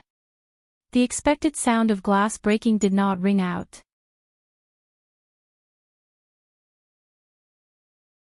The glass seemed to be tempered glass, and the stone only made a loud collision sound when it hit it. The stone fell to the ground, but the glass didn't move. The young man was not convinced. After fiercely staring at Qin Shi, he picked up the stone from the ground again. But this time, he didn't smash the stone out. Instead, he stood directly in front of the glass window with the stone. Bang! Bang! Bang! The young man held the stone and smashed the glass with all his strength.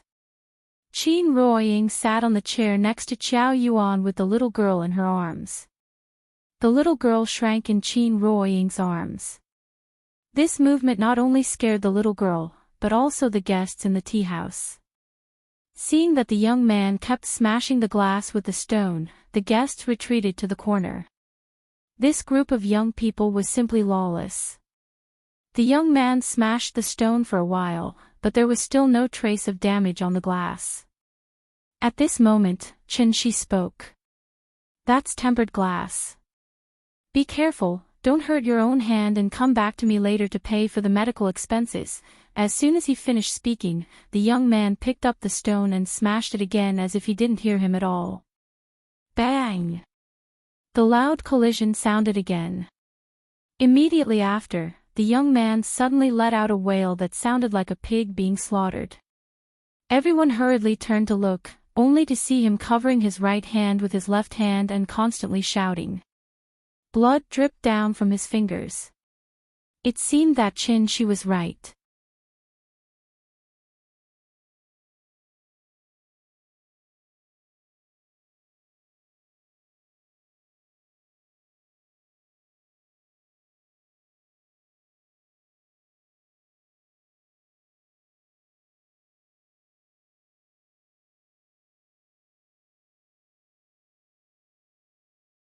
Qin Ruoying's voice was very soft and gentle, but every word pierced Qiao Yuan's heart.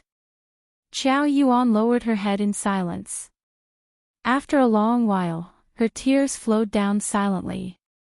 Seeing that his wife was about to talk about life ideals with others, Chen Shi held the little fellow and sat in the center of the lobby, leaving some private space for them. Qiao Yuan sobbed in a low voice. Qin Ruoying waited for a moment, then took out a few tissues and handed them to her. Can you tell me why? Qiao Yuan took the tissues and wiped her tears. After taking a deep breath, she looked at Qin Ruoying and said sadly, My father is sick. He needs money. I've done a lot of work, but I can't make any money. Someone recommended me to work in a KTV. I was afraid, so I didn't go. But I really need money, so they recommended me to be a prostitute. Qiao Yuan's family was very ordinary. Her father was a middle school teacher, and her mother was an elementary school teacher. Their income was not high. They relied on her father's tuition classes to earn some extra money. Their family barely reached the standard of a well-off family. She was a very happy girl. Although her family was not rich, she did not have to worry about food and clothing. Her family was happy. She could be regarded as a pretty girl in a small family. Qiao Yuan also worked hard. She was the top liberal arts scholar in her county during the college entrance examination. However, sometimes the reality was more cliché than stories. After all, life was like an electrocardiogram. If it was smooth sailing, it meant that you were dead.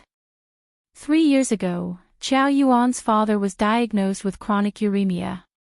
So there were only 2 paths left in front of them, lifelong dialysis or kidney transplant. The price of dialysis was not too expensive.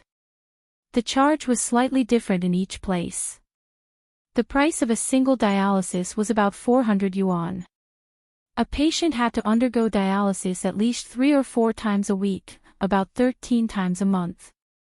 It cost 5,200 yuan, about 60,000 yuan a year. 60,000 yuan didn't sound like much. However, for an ordinary family in a small county, this was already a huge expense. Because of his health, Qiao Yuan's father was forced to close the tuition classes. However, he did not quit. Instead, he insisted on going to work every day. Qiao Yuan's father often said, Qiao, don't worry about family matters. Just study hard. When you graduate and find a good job, Dad can enjoy life. This illness was not life-threatening for a while, but it would put a lot of financial pressure on a family. So every time Qiao Yuan returned home, she would feel that her parents had aged a lot. It was also because of this that Qiao Yuan worked part-time while studying hard to earn scholarship since her freshman year. She had done many jobs, such as waitress, tutor, courier, and part-time model. Part-time model was the fastest way to earn money, but this kind of good thing was not common. In fact, she had the qualifications to become a contract model, but Qiao Yuan did not forget that she was still a student. So, she decisively refused. She wanted to give her father a kidney transplant, but it was a sky-high price. The kidney source started at 200,000 yuan, and the surgery cost 50,000 to 60,000 yuan. After the kidney transplant was successful, he would need to take anti-rejection drugs, which cost about 10,000 yuan a month. After half a year, she would have to pray that there would be no infection or rejection. Otherwise, the condition might worsen. Moreover, a kidney source was not easy to find. Although a kidney transplant might not be able to cure him, compared to lifelong dialysis, a kidney transplant was indeed the most ideal treatment. So, Qiao Yuan only wanted to save 300,000 yuan as soon as possible, in case a suitable kidney source appeared in the future and she did not have the money to give her father a kidney transplant. Qiao Yuan was very thrifty. Even the clothes she was wearing were borrowed from her best friend. There were 38 cups of black tea in Qin Shi's tea house. If it were not for the fact that the bar saleswoman had to wait near the bar at all times, and sometimes she would wait for a whole day, she would not come in and sit down for a cup of tea. Being a bar saleswoman was indeed very profitable. In addition, she had some beauty. So, Qiao Yuan had successfully slaughtered a few fat sheep in just half a month. The money came so easily, but it also made Qiao Yuan feel a sense of guilt. So, she saved these people's phone numbers. She had already decided that when her father recovered from his illness, she would return the money to these people one by one and sincerely say, "Thank you." She really could not think of any other way, so, sorry. Qin Ruoying was a very qualified listener. She sat there and quietly listened to Qiao Yuan's story. After Qiao Yuan finished her story, Qiao Yuan could no longer hold it in. She suddenly lay on the bar counter and burst into tears. Perhaps she had been suppressed for too long, so the girl cried very sadly. Seeing this, Qin Ruoying gently put the tissue next to Qiao Yuan. Then, she looked at Qin Shi thoughtfully. Qin Shi saw this and nodded gently at her. With his 5 senses, he could easily determine whether the girl was lying or not. When Qiao Yuan was talking just now, Qin Shi was listening quietly by the side. So he was very sure that the girl was not lying. You're tuning into the Path of the True Immortal YouTube channel.